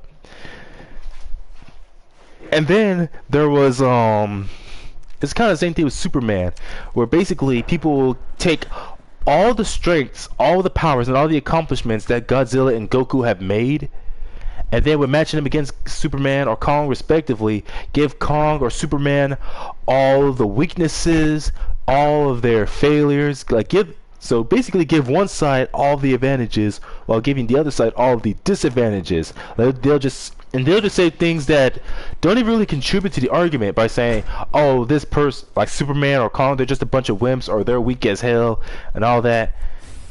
And I'm like, wait, Superman, you're saying Superman of all people is weak as hell without giving an argument. This is Superman we're talking about. The one superhero in comic books who gets placed in more matchups than probably even the Hulk. And you're saying he's weak as hell. Wait, where am I going? Like, by no means is Superman weak as hell.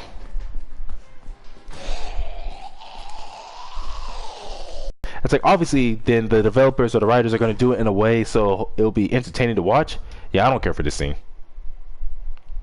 Some of these scenes are just kind of like boring and they take too long to get to the good part. At least for me, they do.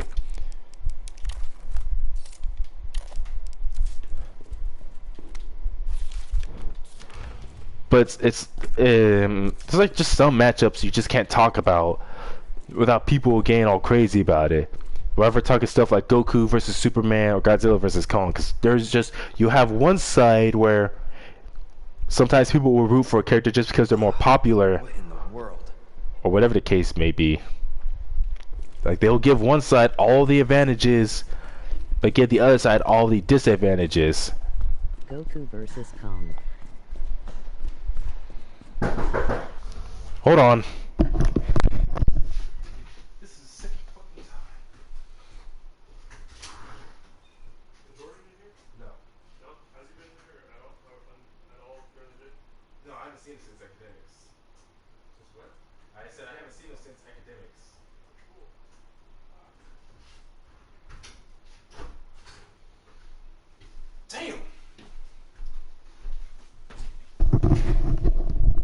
That knock at your door scared the shit out of me. It did. It definitely made me jump too. Fucking people knocking on my door like they're the damn police. That's kind of one of the things that sucks about having, you know, like someone who's such a popular person on center as a roommate, where people just keep coming by being all like, "Hey, have you seen this person or that person, or do you know where this person or that person is?" I'm like, give me a break here.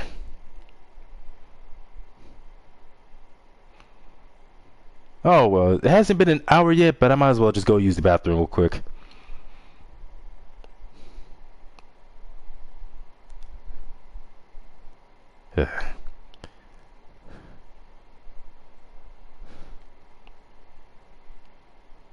What the hell? Pressing all these damn buttons like I can't spell bathroom for some reason. Here we go. Stay hydrated. Bathroom break. Yeah, good advice, Flip. Hey, I should stay more hydrated. I don't know what the hell I keep forgetting to drink my water for.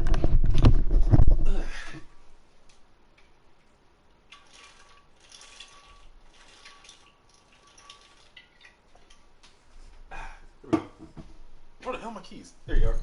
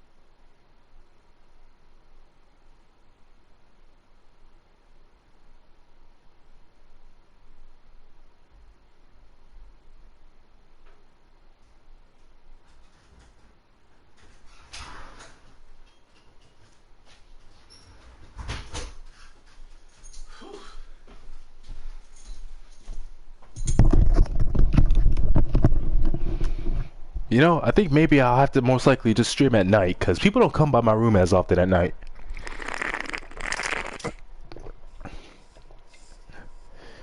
But yeah, I'm surprised how far I've gotten, how much progress I made so far under just an hour and 22 minutes.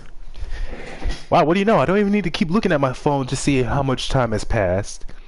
Well, I'm gonna need it so I can tell the time, the exact time, but you know what I mean.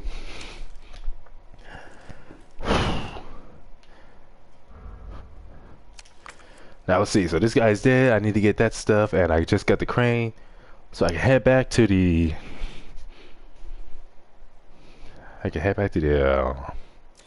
Where's I gonna go? Oh yeah, I need to head back to the police station from here. I do know what you mean.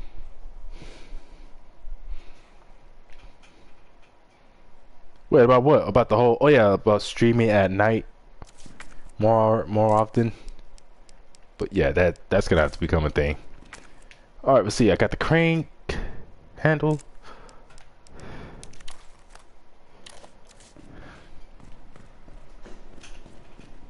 So I'm gonna have to go on this side.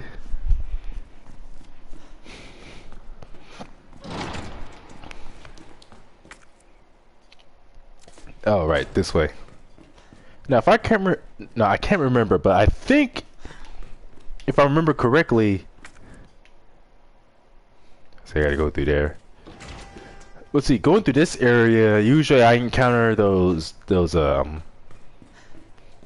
what do they call those zombie dogs exactly? Cerberus? Can't remember if that's exclusively a Resident Evil 1 thing or not, but it doesn't matter. But that's usually what they call Cerberus dogs. But I believe I encountered them when playing as Leon, as Claire, and when I go to this area, I believe it's Lickers I encounter.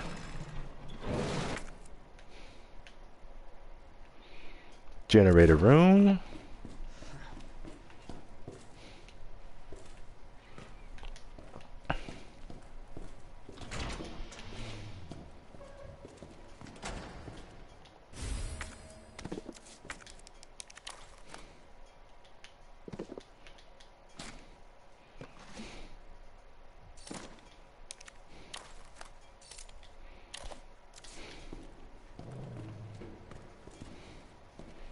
More of Pluto's allies. Gosh dang it.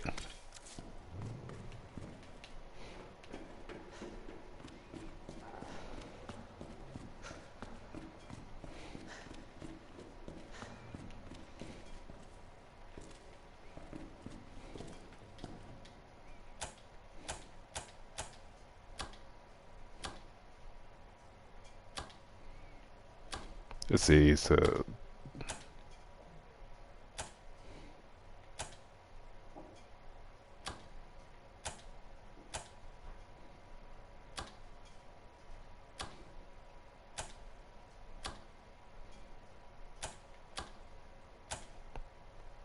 this one, and hold on a second. So this one controls these to the right, this one controls. So they all control the right one, but only this one controls the right. Let's see, I believe I got it. Oh wait.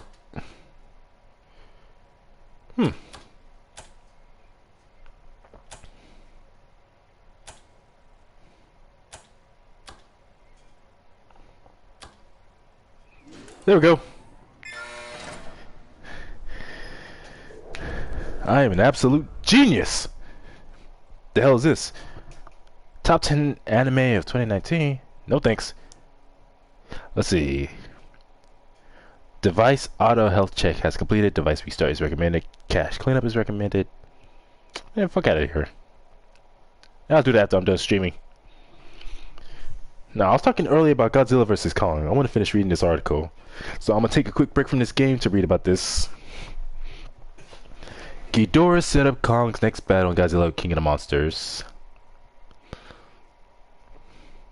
Let's see. A passage excuse me for one moment.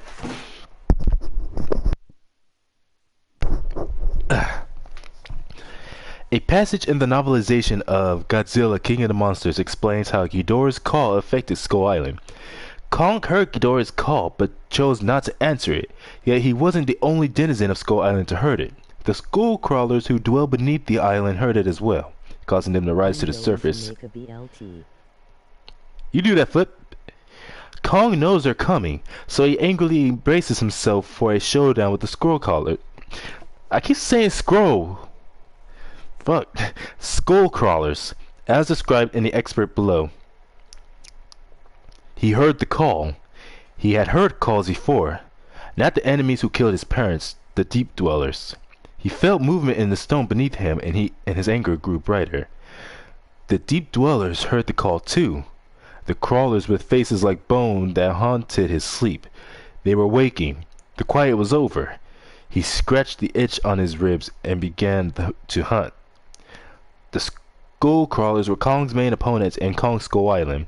The subterranean creatures, so called for their skull-like heads and crawling movements, lived in the Hollow Earth. In the movie, the arrival of the Monarch expedition set off a chain of events that pit Kong against a giant skull crawler. Now, thanks to King Ghidorah, Kong is forced to face the skull crawlers once again. Or just again, never mind. It's possible that Ghidorah's call could have wakened even more of the beasts than before. The events of Godzilla King of the Monsters are impacting Kong in a major way, as indicated by both the novelization and the credit sequence of Kong. No, not Kong. King. What does it say? Oh yeah, credit sequence of King of the Monsters 2. I almost said Kong King of the Monsters. Oh man, imagine if they instead of Godzilla, Kong's got a sequel with that title. That probably would have pissed off a lot of fans. Hopefully Kong is able to deal with the skull crawlers, because more problems are on their way. The credits revealed that new titans are being drawn to Skull Island, which means that Kong may have to fend off a few uninvited guests. On top of that, Kong is just months away from a clash with the King of the Monsters in Godzilla vs. Kong. Godzilla suggests that humans and titans have always been enemies.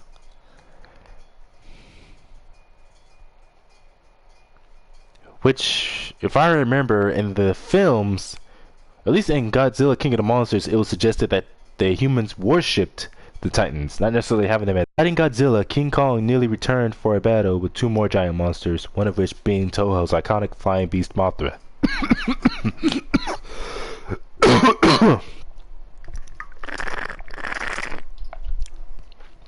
After his big fight with Godzilla, King Kong nearly returned for another Toho crossover, this time with Mothra. Since Mothra was a huge sensation in Japan at the time, a movie featuring both Kong and Mothra could have been a massive hit for the studio. And I'm not going to really read all that. Godzilla's Destroy All Monsters was Toho's Avengers, and it was awesome. Wait a minute, are we talking about the first one from the 1900s? What was it, 1960s it came out? In the mid 1960s, Toho and Rack and Beast had a plan to co-produce Operation Crusoe. Let me see what this is. Godzilla's Destroy All Monsters was Toho's Avengers. I want to see if they're talking about the original one that came out. Decades before Marvel wowed audiences with wide-scale team-ups in Avengers Infinity War and Endgame, there was Toho's Destroy All Monsters, which was at the time the biggest crossover movie ever made. The classic 1968 Godzilla movie accomplished something that few films in history of cinema have been able to achieve. What's so noteworthy about Marvel's Avengers films is that there's so much more than just movies packed with big-name superheroes from Marvel Comics. They tie together various other Marvel movies and unite them for epic team-ups. Avengers Endgame, for instance, included characters from Iron Man, Captain America, Thor, Ant-Man, Guardians of the Galaxy, Doctor Strange, Spider-Man Homecoming, and Black Panther. Having all of these stories represented in one movie is perhaps the biggest part of Avengers Endgame's appeal. The MonsterVerse hasn't failed, but it's not a huge success either. The scale of Infinity War and Endgame is considered by many to be unprecedented unprecedented. But there is one film that comes close, and it was released 50 years before Infinity War even hit the theaters. In 1968, Toho released Destroy All Monsters, a movie which united Godzilla with Rodan, Mothra, Anguirus, Kumonga, Gorosaurus, Manda, Varan, Manila, and Baragon for a showdown with his greatest enemy, King Ghidorah. What's so impressive about Destroy All Monsters is that it's more than just a monster mashup. Hold on. Alright, the first dog that attacks me is in this area.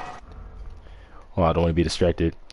Let's see, what's so impressive is that it has more than just mashup Godzilla characters. It's a crossover of epic proportions that draws upon several Toho properties from outside the Godzilla franchise. Like the Heroes of the Avengers movies, none of the kaiju were created for Destroy All Monsters. They all debuted in different films. Manda was in 1963's Atragon. Varan was the titular villain in Varan the Unbelievable.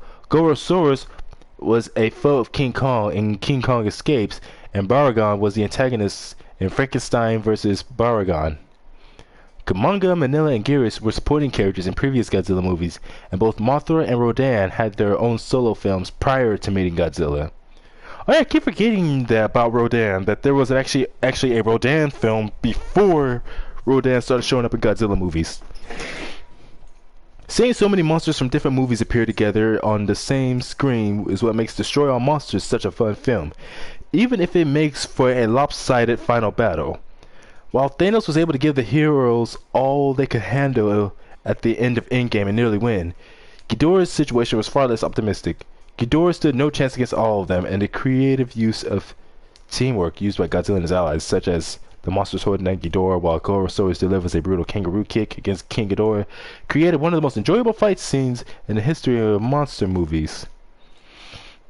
Godzilla vs. Kong, release date November 20th. I thought it was supposed to be summer. It's like sometime in next year, but I did not know it was going to be November 20th. Or maybe that's the expected release date.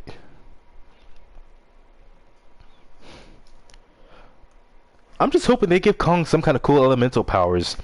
Like instead of him just being as big as Godzilla and having strength to rival his to be a match, they also give him those electrical abilities he had in the original King Kong vs. Godzilla.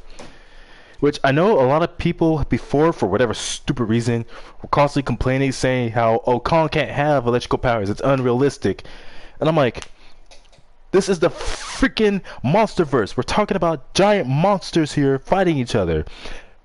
You don't get no realism because there is no realism.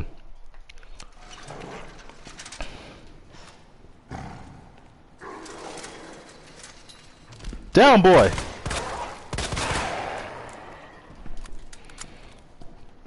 Dang dogs around here acting crazy. I took a little more time away from reading all that than usual.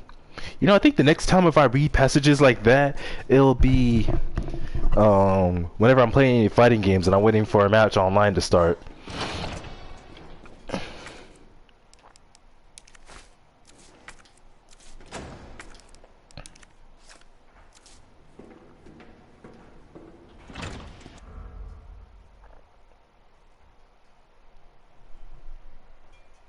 Oh, I thought that was my front door being open.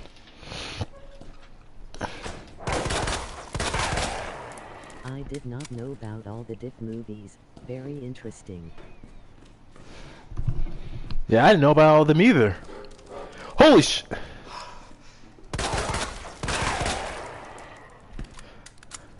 I'm guessing, like, to me that kind of shows how little, not just me, but people in general know about Godzilla movies or the Godzilla franchise, despite them praising it and praising Godzilla so much.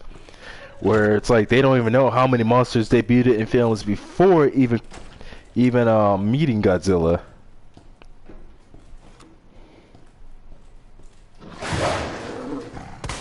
Shit.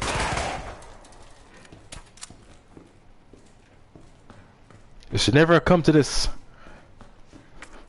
I am sorry, my fellow canines. Wait, fellow canines? What the hell?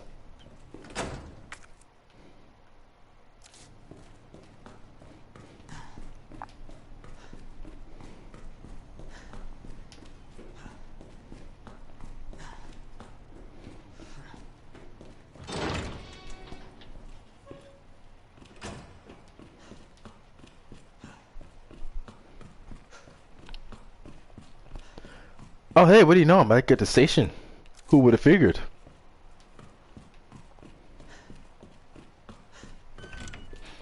The #1 cop always finds a way back. Where's the light switch? Here it is. Let there be light. Let's see. So put that away. Huh, I thought I had some yellow gunpowder. Well, clearly I don't. Yet.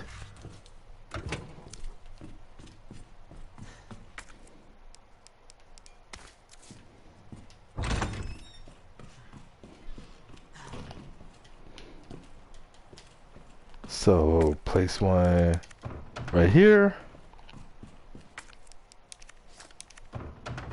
Place one right here.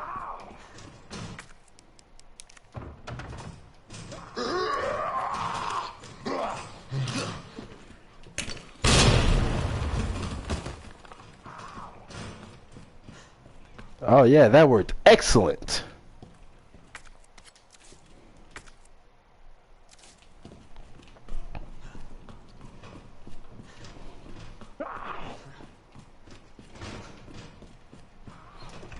You know, I think part of the reason why, as to why so many people, for whatever crazy reason, just have this unnecessary hatred towards Kong, but yet praise everything Godzilla does. Where they're like, oh, it's okay for Godzilla to do this, but Kong's not allowed to do any of that for whatever reason. The reason why so many of them are like that is just because of how many movies Godzilla has compared to King Kong. Where almost every film Kong has, instead of like being like a sequel or continuation, a majority of them are just remakes or alternate tellings of the same story. Where literally Kong Skull Island is Kong Skull Island is one of the very, very few films King Kong has appeared in, like any official films made, and I don't mean fan projects or parodies. Like one of the few where he actually survives at the end. Like King Kong versus Godzilla, where he not only survives but actually defeats Godzilla, and then Kong Skull Island, which came out back in 2017 as the second film in the MonsterVerse, and he ends up defeating his opponents at the end and survives.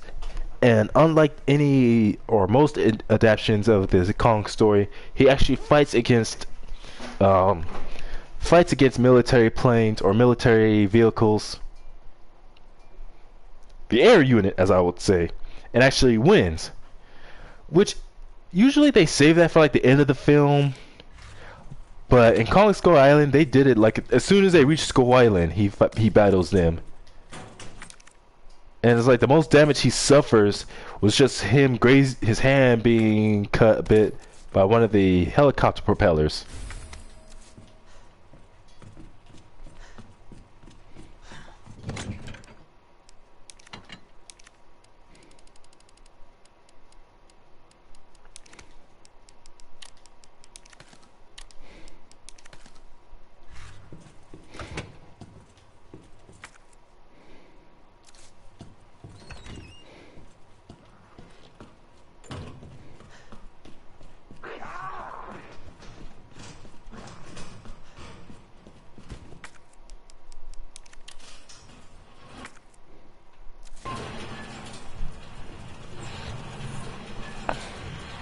What is something I'm missing in this hallway?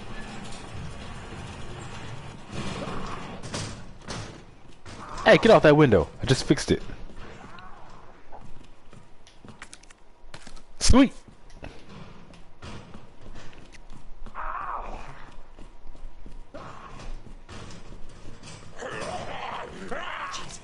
Ah, buddy, not you too. You bastard.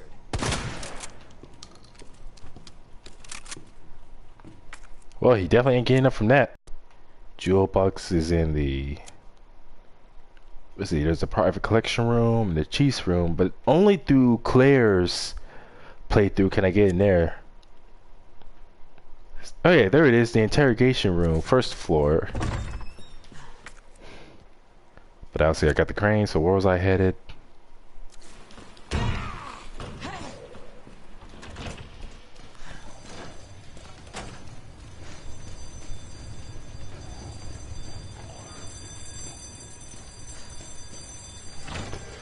That thing's still on fire, surprisingly, despite all the rain.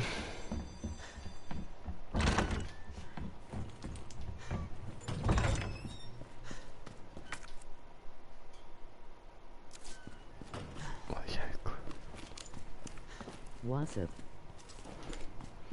The hell's Wassop? Hey, King Ray, you son of a gun, where the heck have you been? How the heck you doing, you crazy person?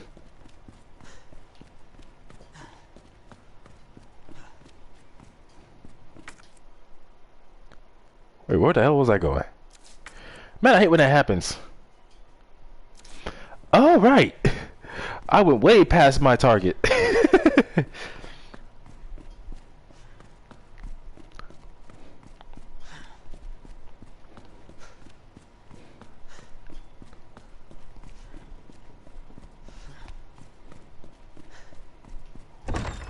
I've been great, graduated a few months ago so life has been boring. Emoji happy tears, emoji happy tears. You know, I don't mind the voice chat thing, having the voice chat on. It's just that I really wish it didn't have to literally read the damn emojis. Kind of like I remember one time someone came onto my stream so long ago, and it was in Russian, so the voice didn't even bother speaking it, like, or trying even translating it. So I'm like, couldn't you do the same with the emojis? Just don't bother trying to like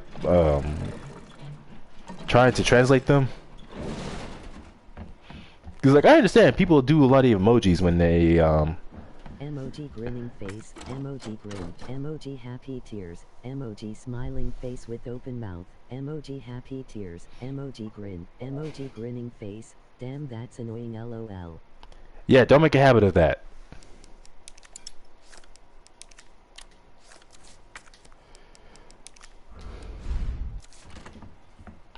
Like it literally has to keep saying emoji face before like saying what type of emoji face. You know, I remember the last time when I came through this area, what was it? This is another area. Playing MK11. I tried MK11. Can't really get into it. To me, MK11 feels like... Ah, dang it, I need the damn spade key. Playing MK11 is almost like when it comes to Marvel vs. Capcom Infinite, where it's like the core gameplay itself is good, but that's like almost the only thing that's worthwhile about it. But at least they had a pretty good story mode. Like sure, the story mode had its ups and downs in some parts, but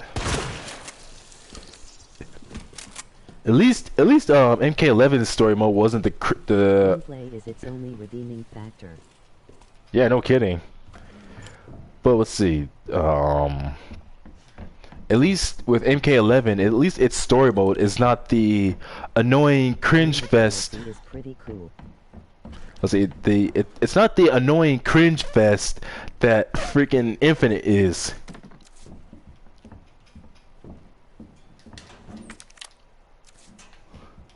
Like they try to go for that sort of some people said that the Marvel Infinite, like the whole point of that game was just one of Marvel's many ways of trying to, how did they say, promote the MCU yet again. Like almost as if Marvel just forced Capcom to make that game. Get out of here. Like as if Marvel Play on normal mode in Marvel vs. Capcom 3 after like 9 years. Damn, 9 years! Oh well, everybody has their way of learning.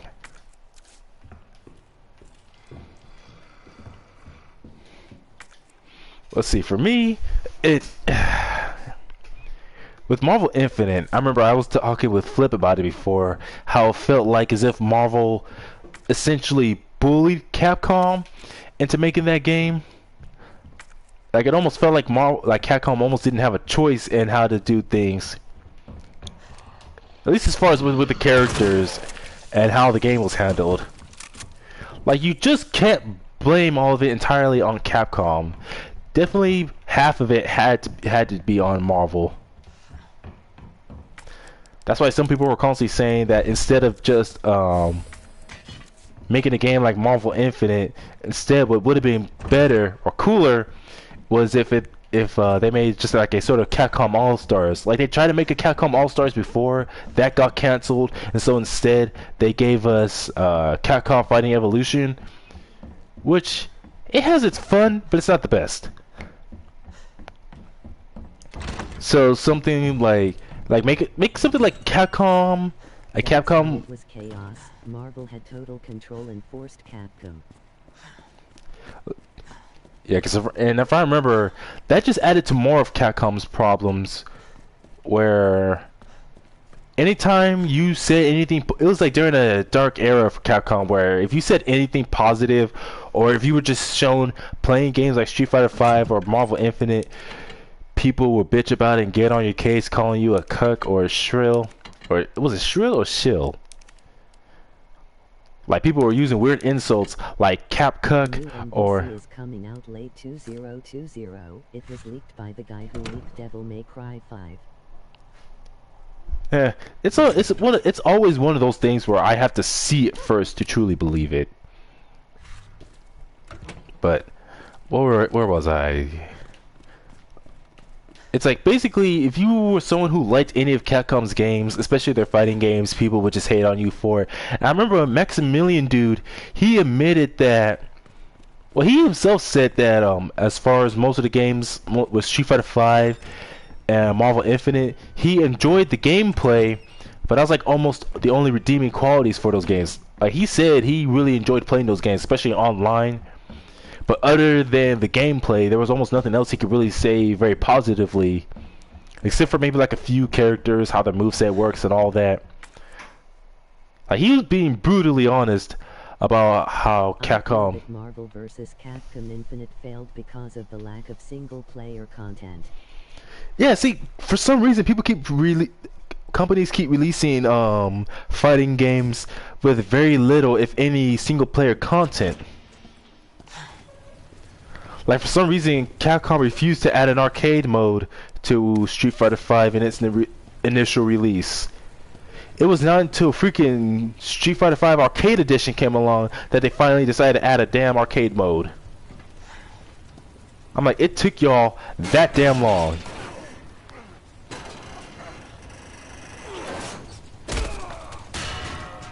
Damn. Only the number one cop in town. The only cop in town. Sound like I said down. But only the number one cop could survive such a fall. Damn it.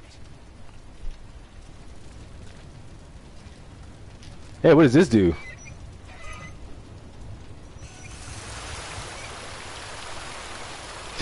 Bust the pipe and everything. But what was I saying? Oh yeah, Maximilian dude, I remember when he was being so honest about his opinions regarding Infinite, where it was just almost the same thing a lot of people were saying. Good gameplay, terrible everything else.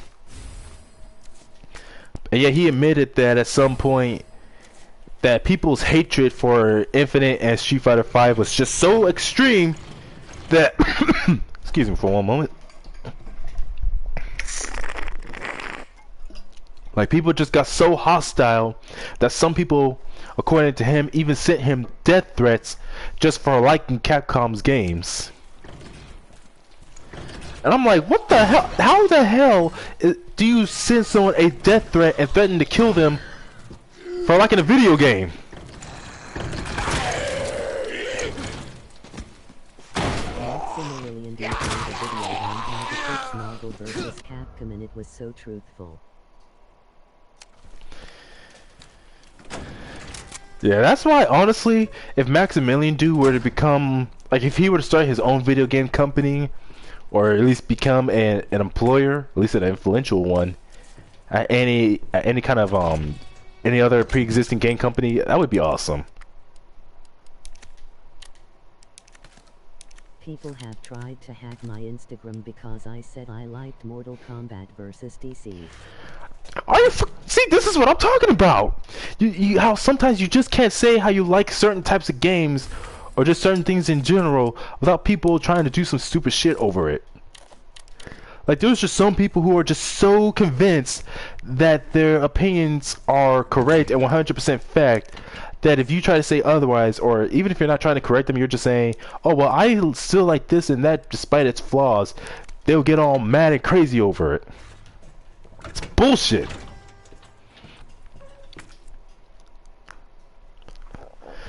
It's like, I remember some of the times in which I had people try. Some people like have tried, like some people I met in person who tried to start shit with me whenever I said stuff like, what did I say?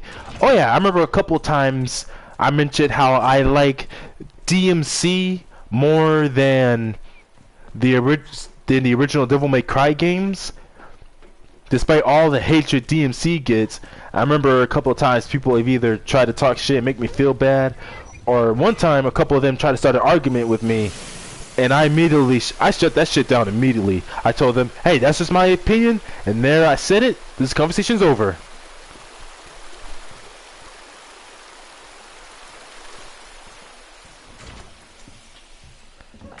That's just one of the funny things like that tends to. I prefer the original, but I'm not gonna attack you because of your opinion. Yeah, exactly, because it's like it's just all video games.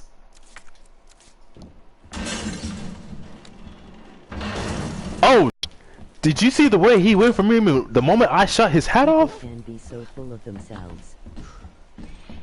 That's just an understatement. Like almost as if they're the ones who run society. As if saying, oh, how dare you like this game? You're not allowed to like this game. You're not allowed to have that opinion. When literally all an opinion is just the way people think.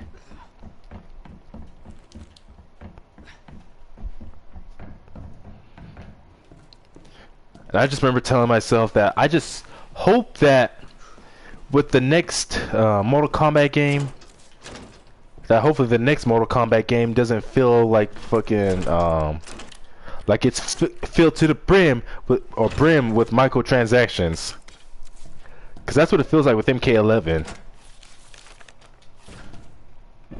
Excuse me. I'm like, microtransactions of any kind, that should just be here it is. Like microtransactions, like it doesn't bother me as much with MMO games. But MK11 is not an MMO. One feels like a mobile game. For some reason, the damn voice chat can't say 11 correctly. It's gotta say 1-1. And that's. Online is horrible. So that's when let's see. When I tried MK11 at one point, and you know what's funny? For some reason, it's like I didn't have any Wi-Fi at the time. So one time I started up the game, and when I tried to play it, for some reason, half of the damn default roster was locked. Like it was saying it was trying to like update the game or update the characters, and there was like just so many modes I could not go on to. And what really pissed me off was how, you know, like how in Injustice 2, even if you don't have any Wi-Fi connection, you're not connected to online at all, you can still earn gear. And literally there's no gear in Injustice 2 that's locked away behind being able to play online. The only real exceptions are legendary gears. And you know what? I guess in a way I can understand that. But then again, all the shit you got to do to unlock legendary gear, it's kind of ridiculous. But anyways, it's like the only real consequences for not being able to not having internet access is, well, for one thing, you can't play online against other people. Obviously, you can't get into any guilds, and when you sell gear, you don't get any money for it. But you still earn in-game. Exactly. Mortal Kombat 1 needs internet for everything, and it's really stupid. Exactly. Like Injustice 2, you can still earn in-game cash when you play Injustice 2. No internet, you playing offline, no problem. Just play through the offline multiverse challenges. Even playing through arcade mode or story mode for characters, you still get rewards.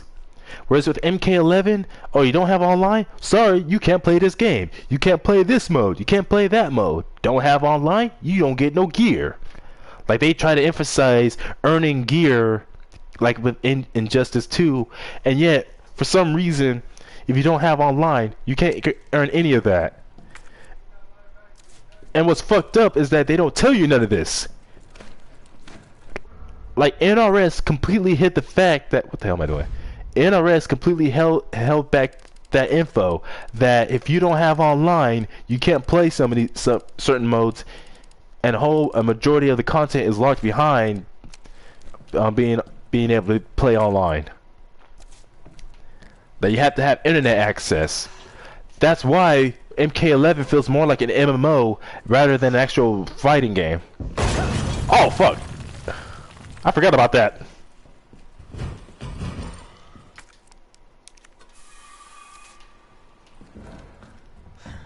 Let's get the hell up out of here, Leon. Man, you hear them big ass footsteps? Mr. T is coming from me. He's out to pity the damn fool.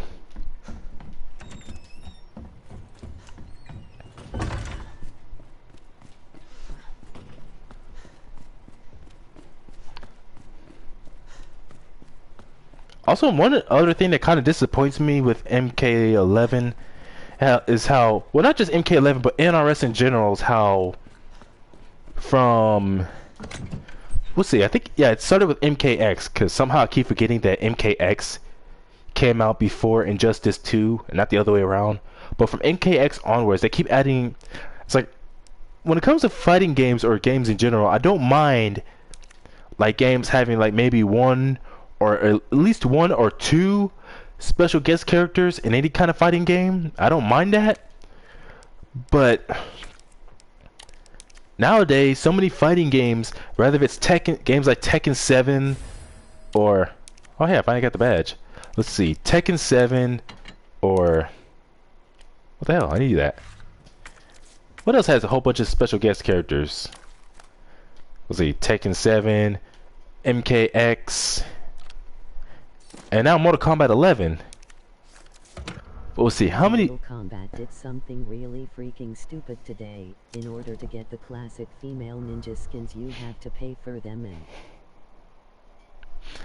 And after January 4th, you won't be able to get them. You see, that makes no damn sense. I gotta go to the bathroom again. Fuck. I think this new year we'll see games going back to the ways they should. Didn't you say that for this year's Will Flip? Man, I just really hope you're right. But I'll be right back.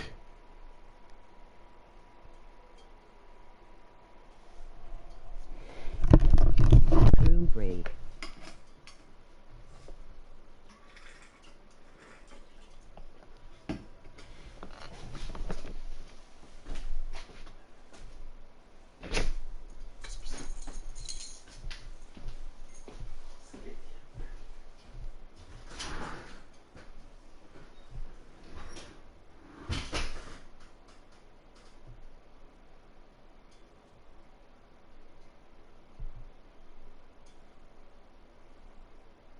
I've seen some evidence, so I got some hope.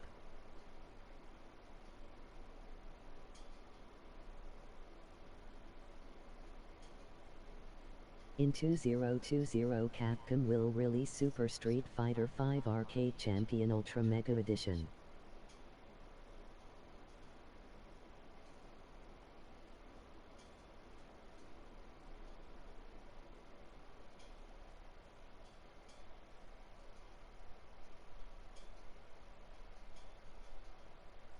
I'm calling it right now.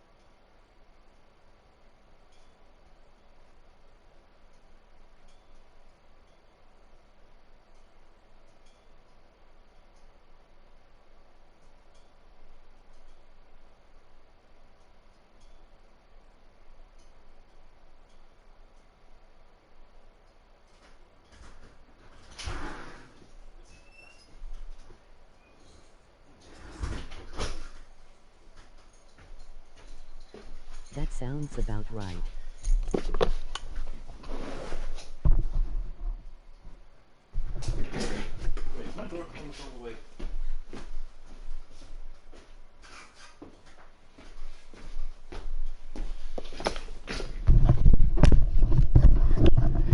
Hey, I just came up with this crazy idea as to why exactly, when it comes to NRS making any kind of fighting games that involves DC. Let's see, MK versus DC. The first fighting game in a long while to have DC characters in it. Because I remember the last time before that there was a fighting game featuring DC characters was Justice League Task Force for systems like the Sega Genesis, and that was so many years ago. And that game, not everyone remembers that game very fondly. I know I do. I remember I enjoyed playing it, especially some characters like Cheetah or Superman. But anyways, but going from that and then MK versus DC, sure, it wasn't the best, but let's see, gameplay and story, I enjoyed it. And not to mention, it was the first time NRS, well, back when they were still Midway. Let's see, they were about to go bankrupt anyway, so they were. Since April, I've been saying MK versus DC 2 was going to happen. I hope that eventually happens. Especially after Injustice 1, I really believe that sooner or later we'll get another MK versus DC, hopefully a better one. But it's like seeing when they went from Midway to NRS, how good of a job they did with MK9 and X, but yet to fail so spectacularly with MK11. I feel like people only keep buying them, or people are buying that game and playing that game online so much just because it's Mortal Kombat so popular, and some people almost feel obligated, since they're fans of the series, to keep playing it.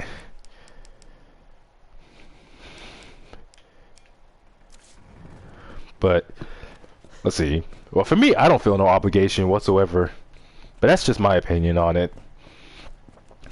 But let's see, Injustice 1 and 2, because one thing I noticed is how, well, everyone has noticed that going from MK9 to X to 11, how not just graphically but gameplay wise, how different it all is. Like seriously, MK9, X, and 11, their gameplay from, let's see, not just the gameplay but characters' movesets, like input directions, or even how their moves look, all are changed so drastically. Hey, fuck off, man. What?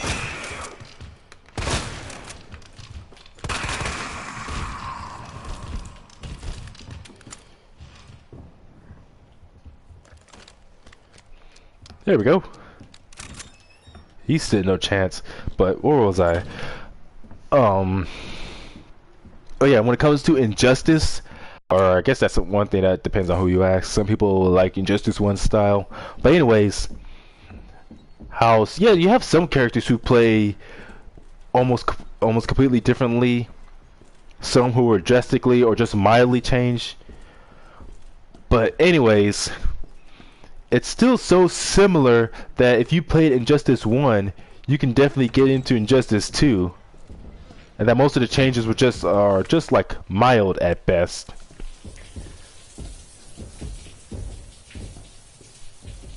And I feel like part of the reason why is because, let's see, unlike MK11, where essentially it feels like they're just experimenting with new ideas for each game, with Injustice, they try to keep it familiar for most people. It's because, well, they're using a property that's not theirs. They don't own any of those characters in Injustice because it's all DC.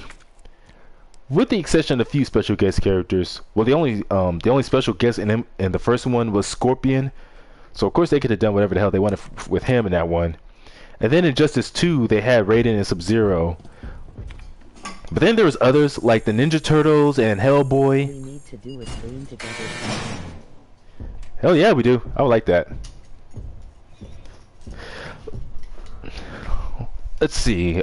In Justice 1, the only special guest character was Scorpion, who was their character, so they could have done whatever the hell they wanted. Same thing with Sub-Zero and Raiden in the second Injustice.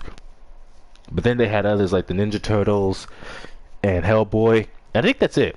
Everyone else is all DC.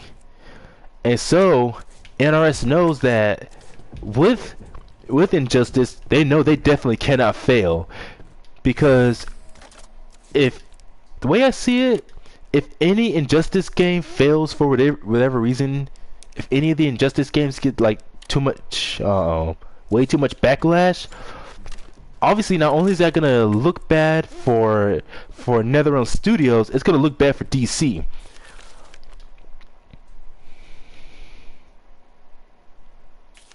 Oh, it's a letter from Chris to Jill. But anyways, what was I about to say? Actually, let me look at that letter.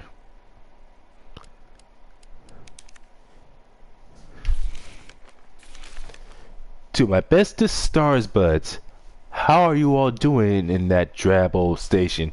Hanging in there against old irons? Me? I just got back from a date with a hot chick. Bet you can guess what we got up to under her extra large umbrella. Europe is amazing. 1 month in is no way enough to even scratch the surface. Maybe I'll extend my vacation for another 6 months. Barry, don't even think of coming to join me. Wouldn't want you to make all the cute girls cry, yeah? So you just leave the babes to me. Jill, if Claire tries to contact you, please let her know I'm okay. Chris Redfield, August 29th. And I remember when you read that letter with Claire, she says how that doesn't sound like Chris. Which makes sense, because Claire was constantly mentioning how Chris was always getting on her case, treating her like as if somehow he was her parent or something for so many years. So if anything, instead of telling someone else to contact her, he would have tried contacting her himself if he can. Plus, there's no mention that Claire and Jill ever met each other.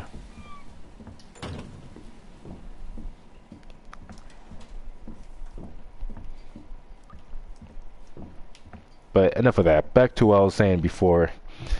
Oh yeah. So like I was saying, DC knows that if any of the Injustice games fails, that's gonna look bad on them, because they're the ones who gave their license and their property to NRS to use. And so NRS is like, alright, if we want to keep using these characters and maybe even one day make another crossover with DC, we cannot fail. And I mean, we cannot. We got to make this game good, so let's not try to change things too drastically and piss off people. Like, I feel like that's just how things went with NRS regarding Injustice. It's this one, then this one, this, that, nope.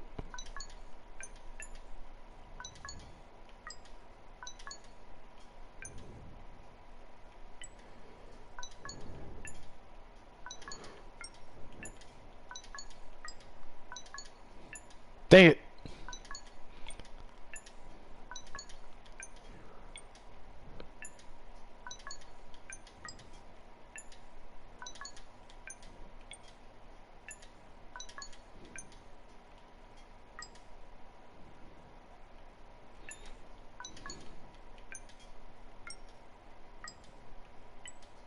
Damn, I almost had it. Good Damn it! memory games. Oh, shut up.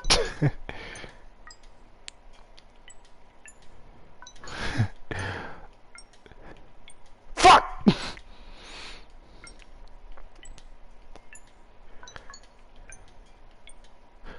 Okay, so...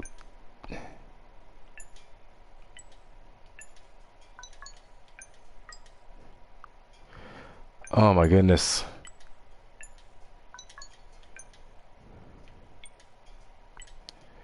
Okay, so this, then this, then this, then that, then that, then that. Fuck!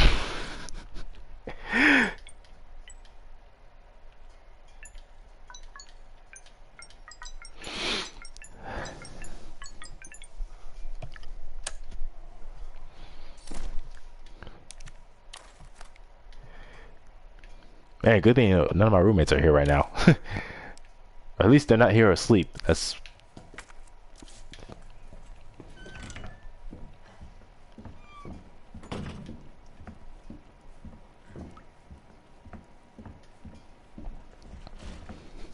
Oh, shit!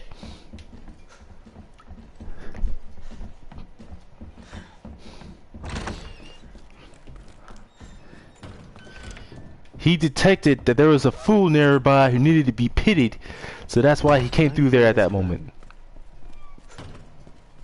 Oh, shut up, King Ray. Dude, the many times I hear that whenever I'm actually running through somewhere, like in real life, whenever people see me or just others running, they always say that. I'm like, man, we need a new line from a movie that involves someone running, so we can get something else other than Run Forrest Run. Fuck!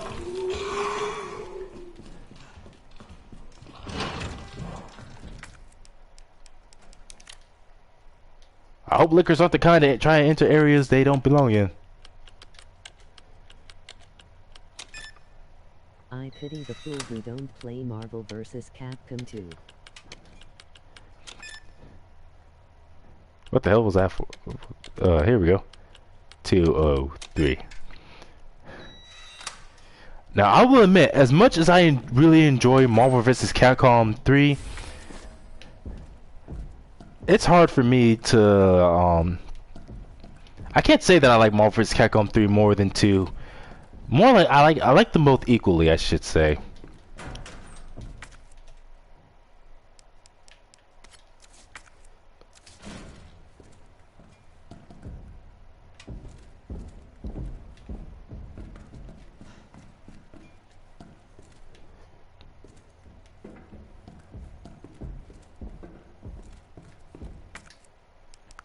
Let's see, so I still need this.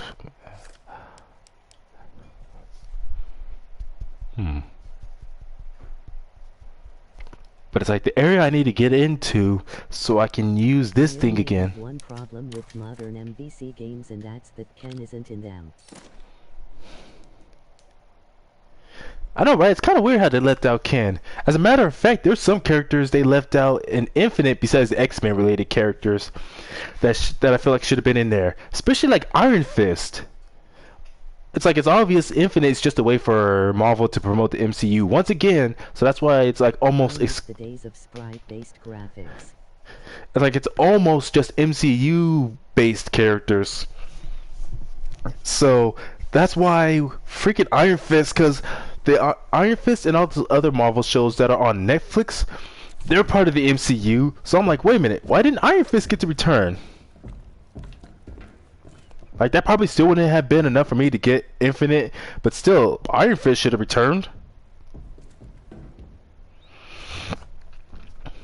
And the fact that for some reason they refused to bring back Ken, hell, even Akuma didn't even come back from Marvel 3.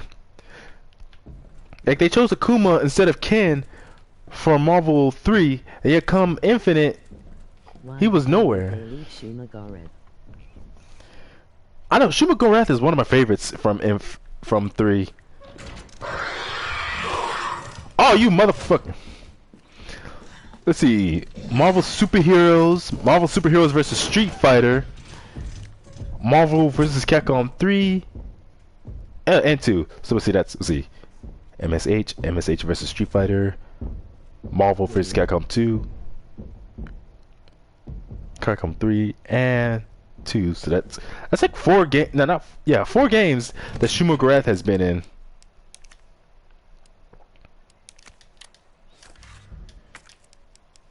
In fact, he doesn't even appear that much in comic books either. I just realized that.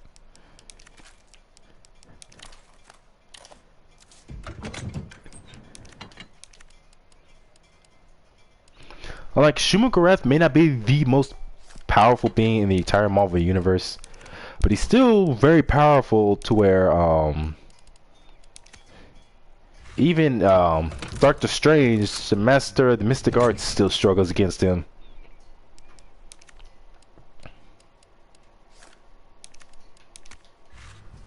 I bought the Marvel Superheroes arcade 1-up machine, and Jesus Christ, Thanos is as hard as Gil. You know what's funny? People used to always talk about SNK and how they make their bosses so difficult and unfair. And I'm like, Capcom's no slouch themselves when it comes to that.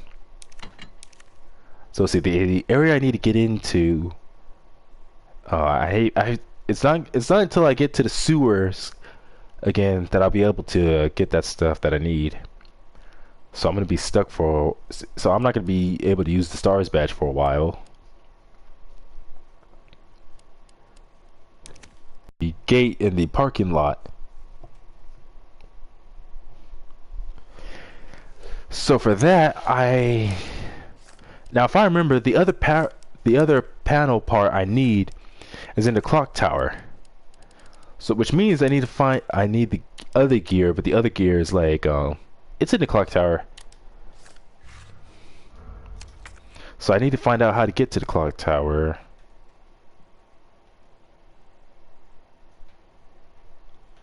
Let's see.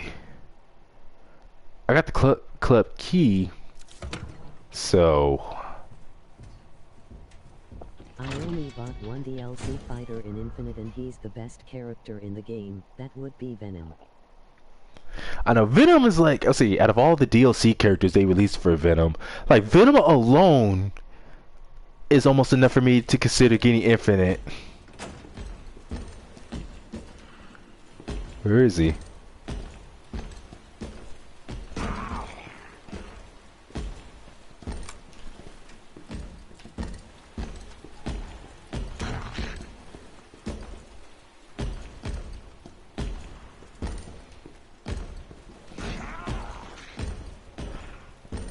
Okay, either I just keep walking and hopefully just hope he doesn't come down here, or I just make a mad dash for it.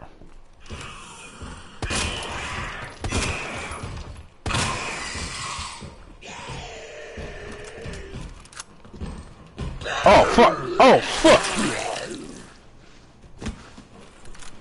Oh fuck! Oh fuck!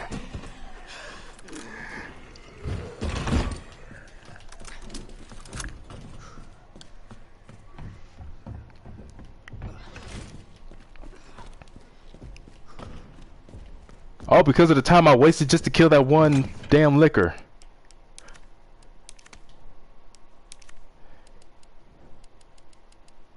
And I lost my knife. Versus Capcom Fight Stick for my 360, and I don't think I'll ever use a regular control again.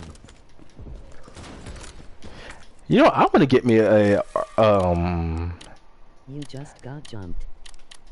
Yeah, shut up. I know what happened. I lost my knife. But even that alone, see, it took a liquor distracting me, and then a zombie attacking me, and then Mr. T striking me while I was distracted. It took all of that to even remotely damage the #1 cop.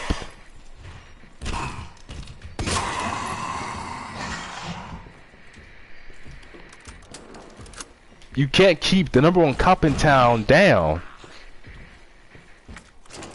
Like, don't even bother trying.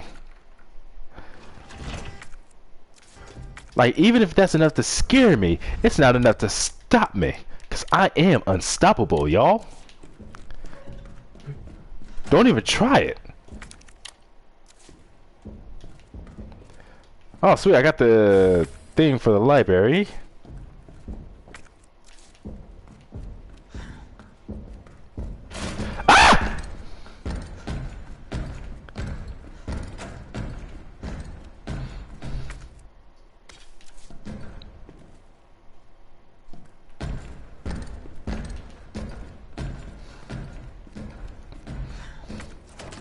Oh, come on!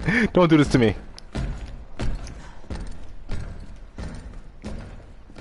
Look out, I tease Mike Tyson.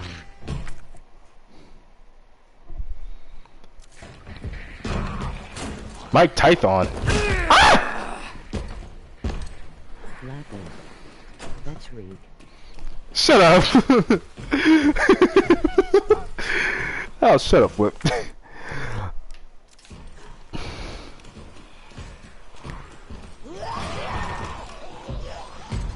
Mike Tyson has a list.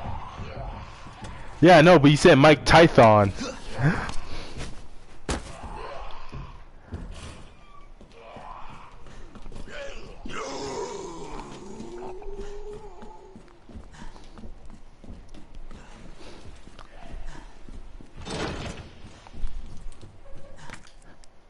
See, I may be the #1 cop in town, but that guy is clearly the #1 tyrant. At least until Resident Evil 3 came along and Nemesis was all like, bruh, hold my beer. Body once told Emmy the world was gonna roll Emmy. Wait, somebody once told me the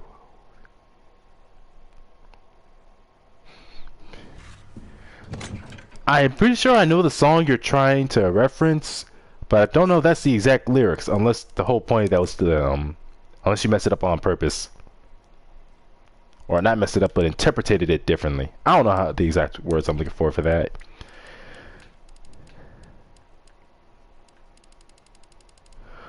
Wait, what else was I gonna get? No, I got everything I need. Mr. X's other job is club bouncer. No, remember, this ain't Mr. X we're talking about here. This is Mr. T. Cause he's always here to pity the damn fool. No, I think I can get to the library faster through the 3rd floor.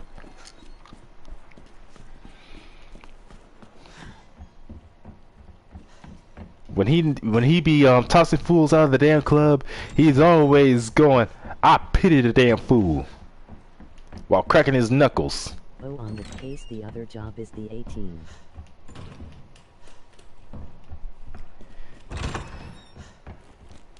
Maybe that's why he's constantly coming after me. Maybe because the world is going, no, not the world, but because of the city being overrun with zombies, he's just so used to his job of enforcing the law, and his law is to pity them fools, that he just doesn't know what else to do. Looks need to chill the hell out and eat a Snickers bar.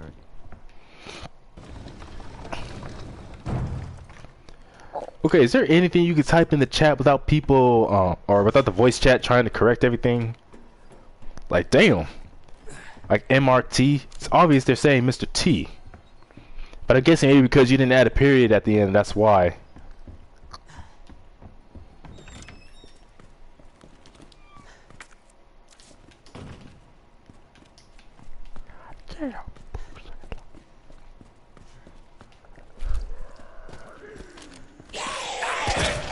Oh shit.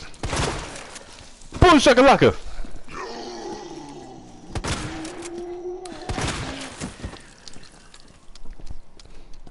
The robot voice is a peach. Damn it, Flip.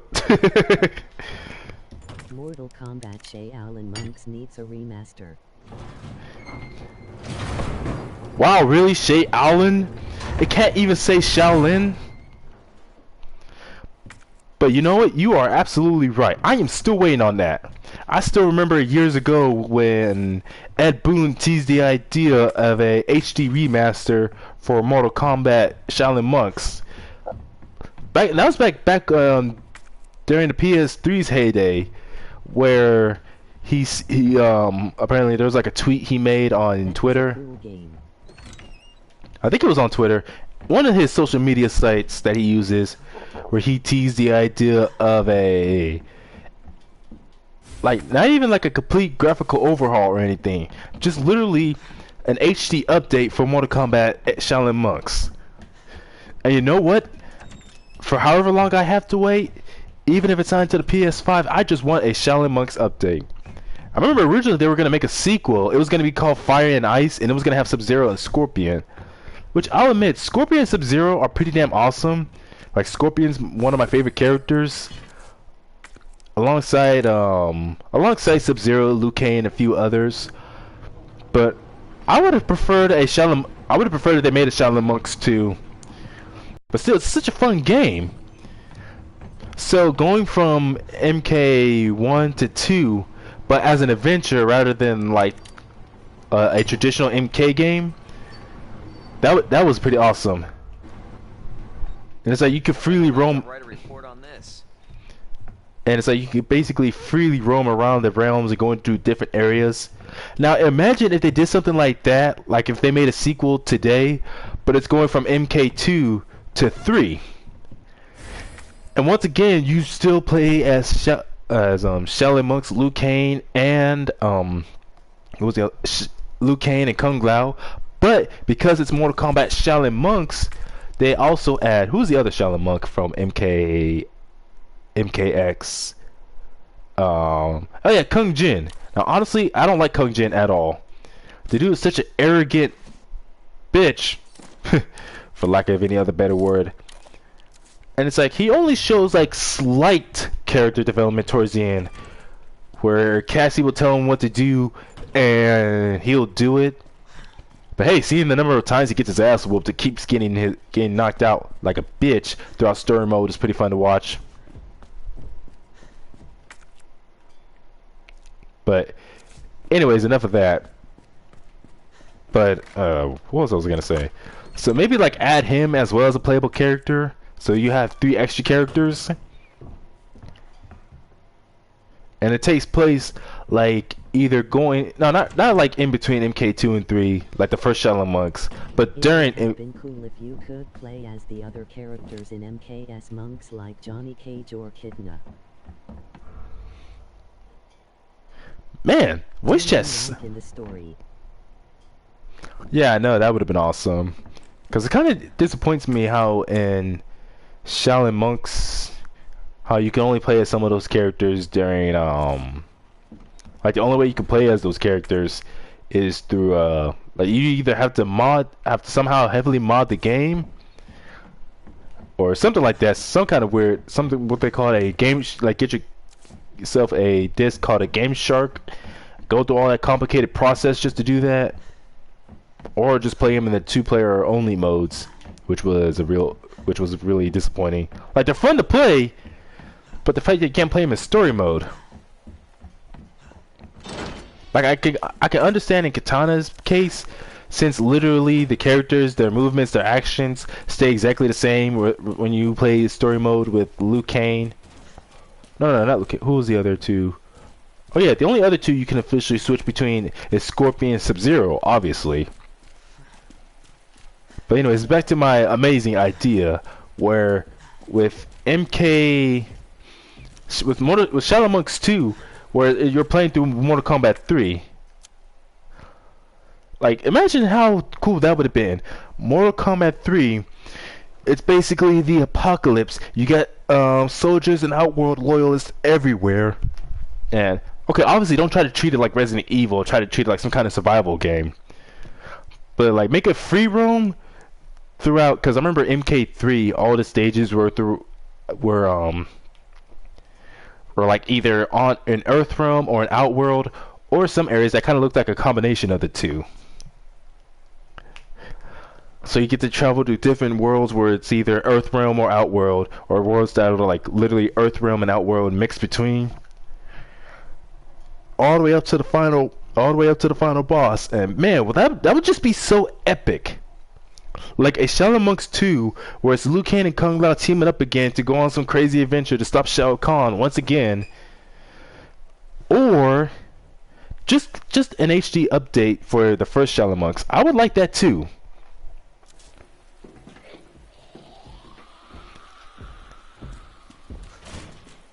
In fact, they have not made a game like that. Oh, come on!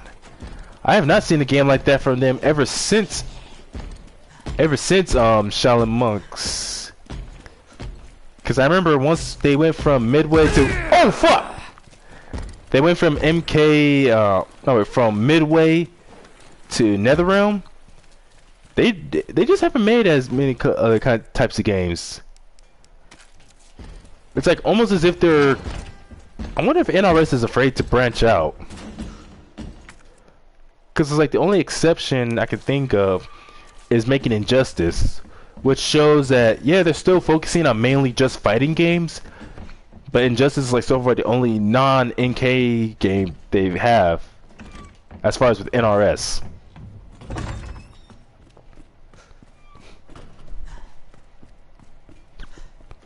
Now let's see, I have both electrical parts, so I can head back to that area where Mr. T killed that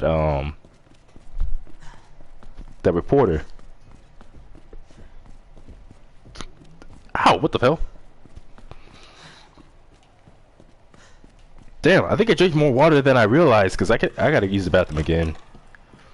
See if I can hold it until I get to that area I was just talking about.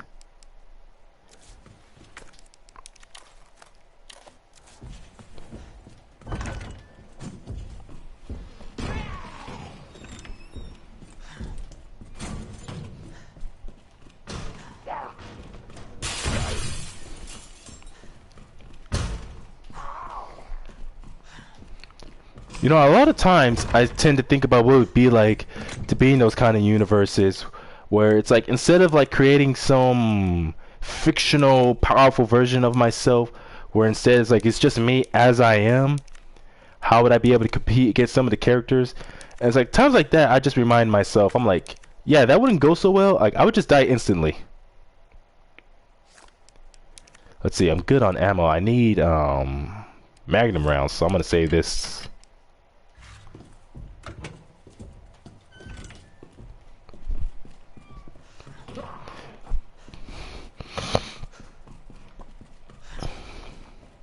You know Mr. T is only mad at you cause you shot his head off. It was Gucci.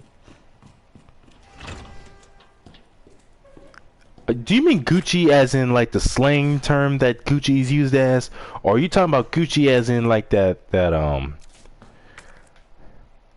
clothing line? Hey, I still remember when there was this little kid who was. Gosh dang it!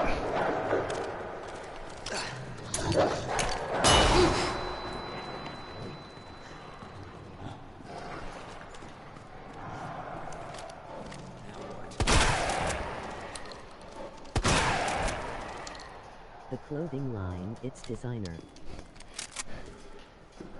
Yeah, because I know there's like some people when they say that something is Gucci, they use it as like a slang for something being good or cool. Damn dogs, how many does this police station have? Though his pants are Wrangler. Oh.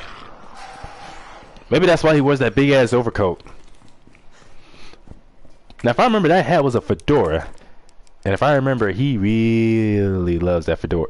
Some people, like, when they have fedoras, they really love their fedoras. Such a good hat to use when you want to tip your hat off to people.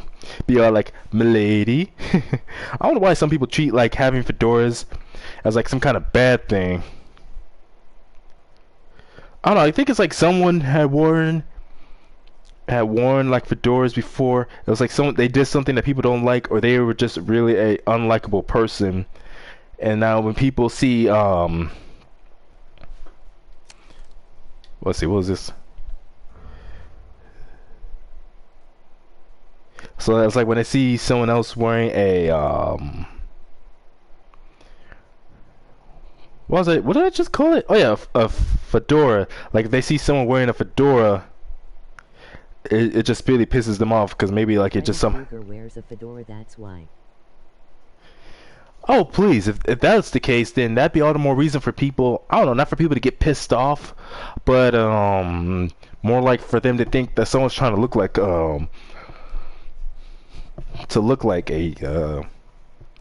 Freddy Krueger.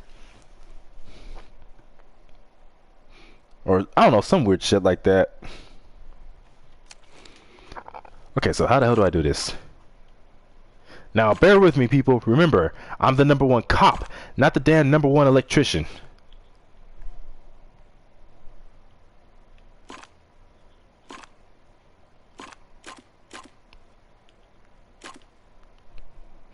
So let's see. Go from here to here, down this way, up this way.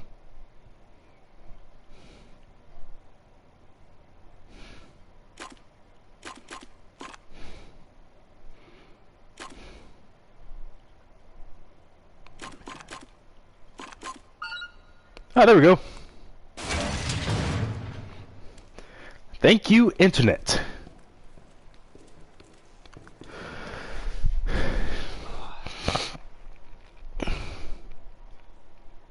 A lot of cringy people all started wearing fedoras and making a big deal about it. It ruined it for everyone else. Now let's see. If I remember, I don't have a. I think my hat's kind of like a fedora, but. What are they? Wait, where even is that hat? Oh, I still have it. I don't know. It's something kind of like a fedora, but it's like when I wear that plus that. Oh, come on! It's not good.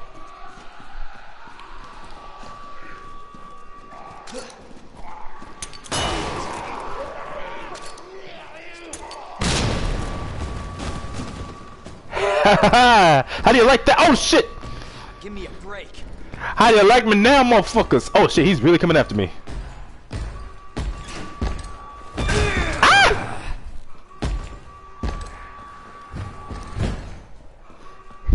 That is the first time he's ever came through there. Usually he comes through here.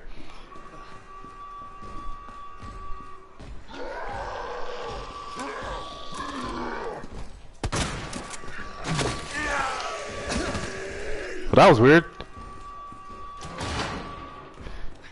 Yeah, first a flash grenade, then an actual grenade. You like that, don't you?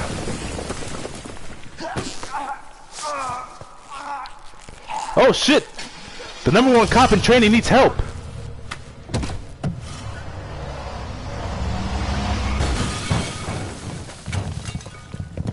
Keeps you on your toes.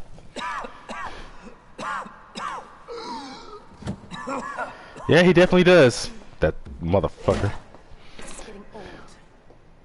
Saving your ass, that's twice. Hey, remember, I'm still the #1 cop in training. Look, this isn't a game. Nothing dies down here. Down here? Not like anywhere. Take it you have the key card. Yeah. And this. I was hoping you could explain what's on it. Maybe. After I hear it. Let's get out of here. Yeah, you know she's starting to warm up to me. Ada does not fuck around. Hell no, she don't. All the more reason why Leon's fortunate she didn't somehow become the #1 cop. Because if she was part of the Raccoon Police Department, yeah, she definitely would have been. We might want to open the shutter. And to blow it up, knowing that the tyrant probably would have survived, now that is something the #1 cop should have done. Instead of just standing there when Mr. T burst right through that wall and just standing there looking at him like he's not going to do anything. So I must say, unfortunately, I must hang up my police uniform, at least until I can redeem myself. Until I can do something to truly prove that I am once and for all the #1 cop in town. But like I said, this is me in the beginning, when I was on my way to becoming the #1 in town. Everyone's got to start somewhere.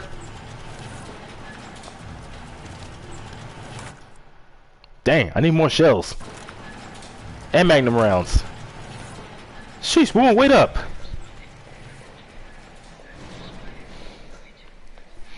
Let's see, what time is it? 3:21.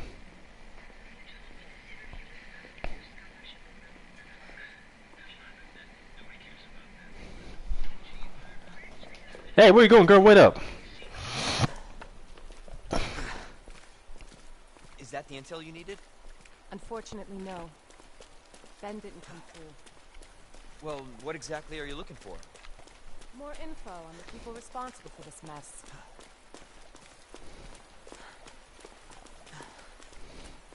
What happened to the damn street?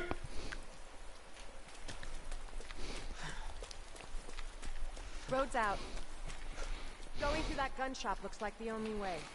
This is like that one episode of Ed and Eddie when Ed was grounded and Double D and Eddie were trying to bust him out, and they tried to go through the basement stairs, only for Eddie to look behind him and say, "What happened to the stairs?" And Ed's all like, "My parents took him out because I am grounded." And Double D responds with, "That's disturbing." What a mess. Which really, it is disturbing. Like, your parents are so your parents are so untrusting of you to stay in your room that not only did they have you sleep in the damn basement, but they take out the damn stairs too when you're grounded. Ed has a very terrible family. Oh yeah. Upgrade.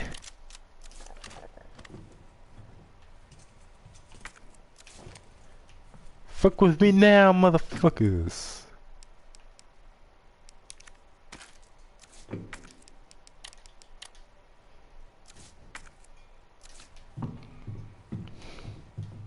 Hey, what's this?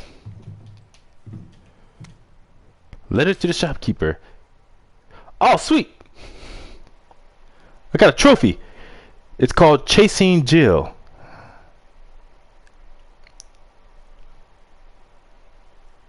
Come on! Show me my damn trophy.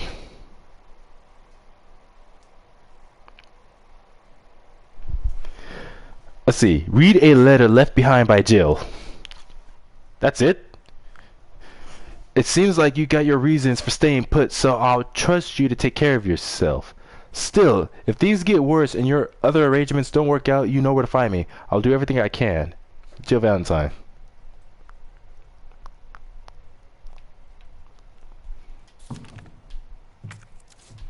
Huh, how did I miss this all these other times? I'm not gonna hurt you. I said don't move. I'm just passing through. I'm gonna ask you to lower that weapon. I kill you what? Courage the Turn around. Cowardly Dog Right showed back out kids the way what you came in. anxiety was. That show is thought knew the definition of fear. I think your daughter needs help, sir. Tell me how to deal with my daughter. Drop it. No! Wait! Step aside. We need to terminate her before she turns. Terminate. It's my fucking daughter. Yes, that's your daughter, and you're letting her suffer. Honestly, I think before Ada and Leon came along, I think he was gonna keep her that way, and probably even let her bite him or something. Like, I don't know what would have happened if they came along. So I think either way, like, Kenda's definitely, like, no matter how you remake the game, he's just gonna die one way or another. Operation? They're a pharmaceutical company secretly making bioweapons. Just a little bit. They have a virus. I'm on my Turns way though. people into indestructible monsters. That explains the horrible things I've seen. Are you almost here? And that's my roommate right there, for anyone who's wondering. So let's see. I think And that's why I'm looking for Annette Birkin. She's the one at Umbrella responsible for unleashing the virus. I'm going to bring her down. so. I think let's see. I'm gonna go until I can get to the next Based to on the what next you save said, point. Sewer seems fitting. Sewer seems fitting. Gee, thanks. I'm not lying to you. Can't imagine a real scientist being down here. According to HQ, this leads right into Umbrella's secret facility. Come on. Sewers are run by the city. How could they have a facility without the authorities knowing? Welcome to corporate America.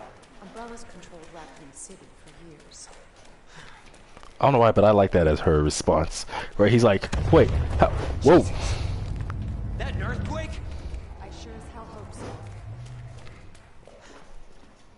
But it's like, I like that how he's over here saying, but wait, how do they have a whole facility beneath or right next to a sewer without the police knowing? Corporate America. And I'm like, what else? What the hell? Stay sharp. God only knows what's down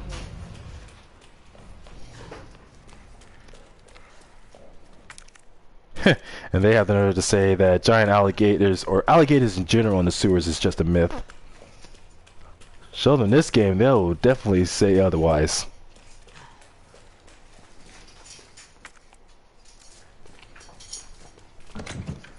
But yeah, that whole scene right there is part of the reason why I keep saying that Jill is definitely...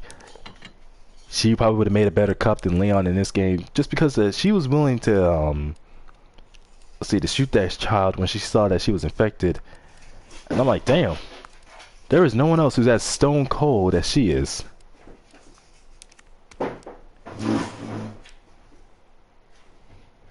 I found this section of the game to be the worst, scariest. Like the whole entire sewer area? Because like in terms of scariest for me, I feel like some of the jump scares and and some of the areas where I had the most tension was definitely at the police station, especially after Mr. T arrives. But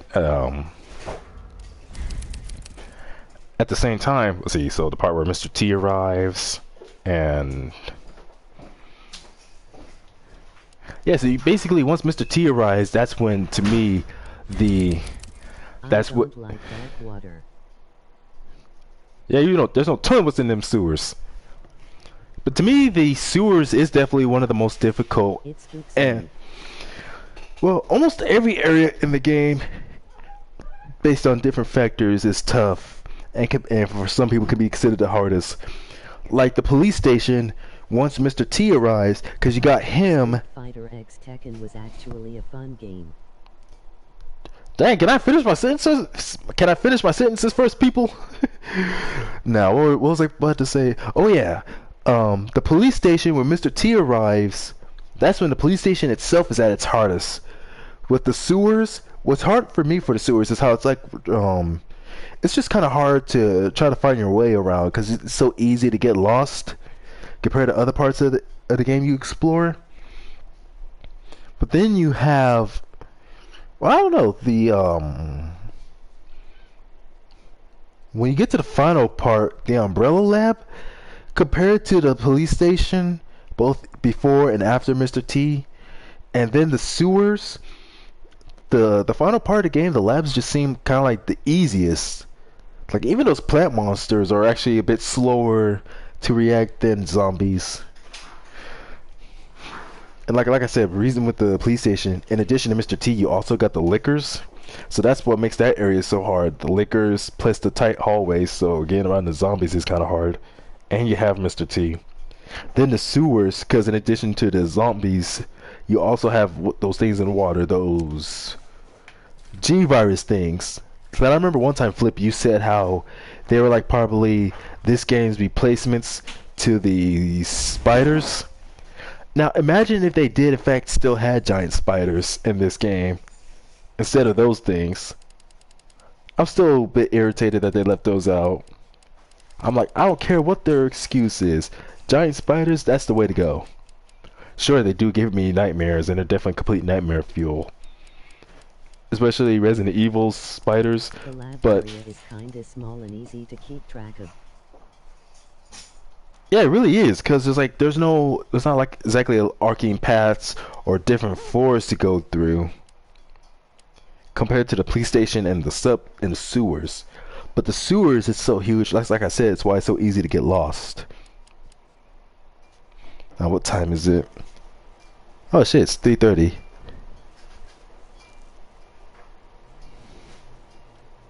Big spider. Yeah, 1 or 2, that would have been nice. So let's see, it's about like 3 o'clock, and let's see, when did I have breakfast? It was around like 10. So 10, 12, 2, so that was about 5 hours ago. So I'm gonna end the stream here, and I'm gonna head out into town, get something to eat, and I don't know, I think it's either gonna be this or I'll probably try to find something else to stream later on. But definitely I'm gonna stream again later on anyways.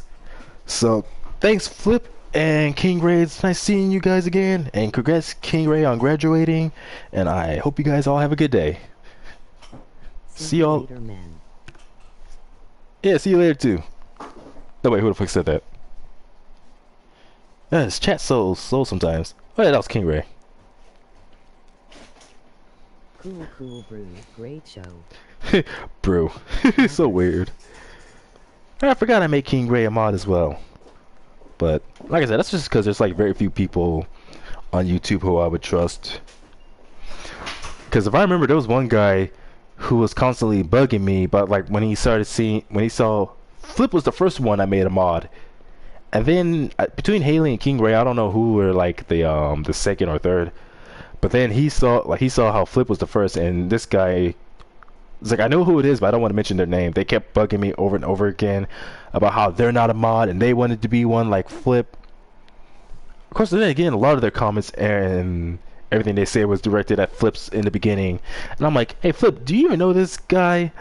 And he's like, and Flip told me how he just responded with no, like prior to like them just occasionally conversating on my live streams. Never met him. I'm like, that is just weird. It's just weird to me seeing people develop obsessions with others like that. But that's gonna be a different conversation for a different time. And I'm just rambling at this point. See you guys.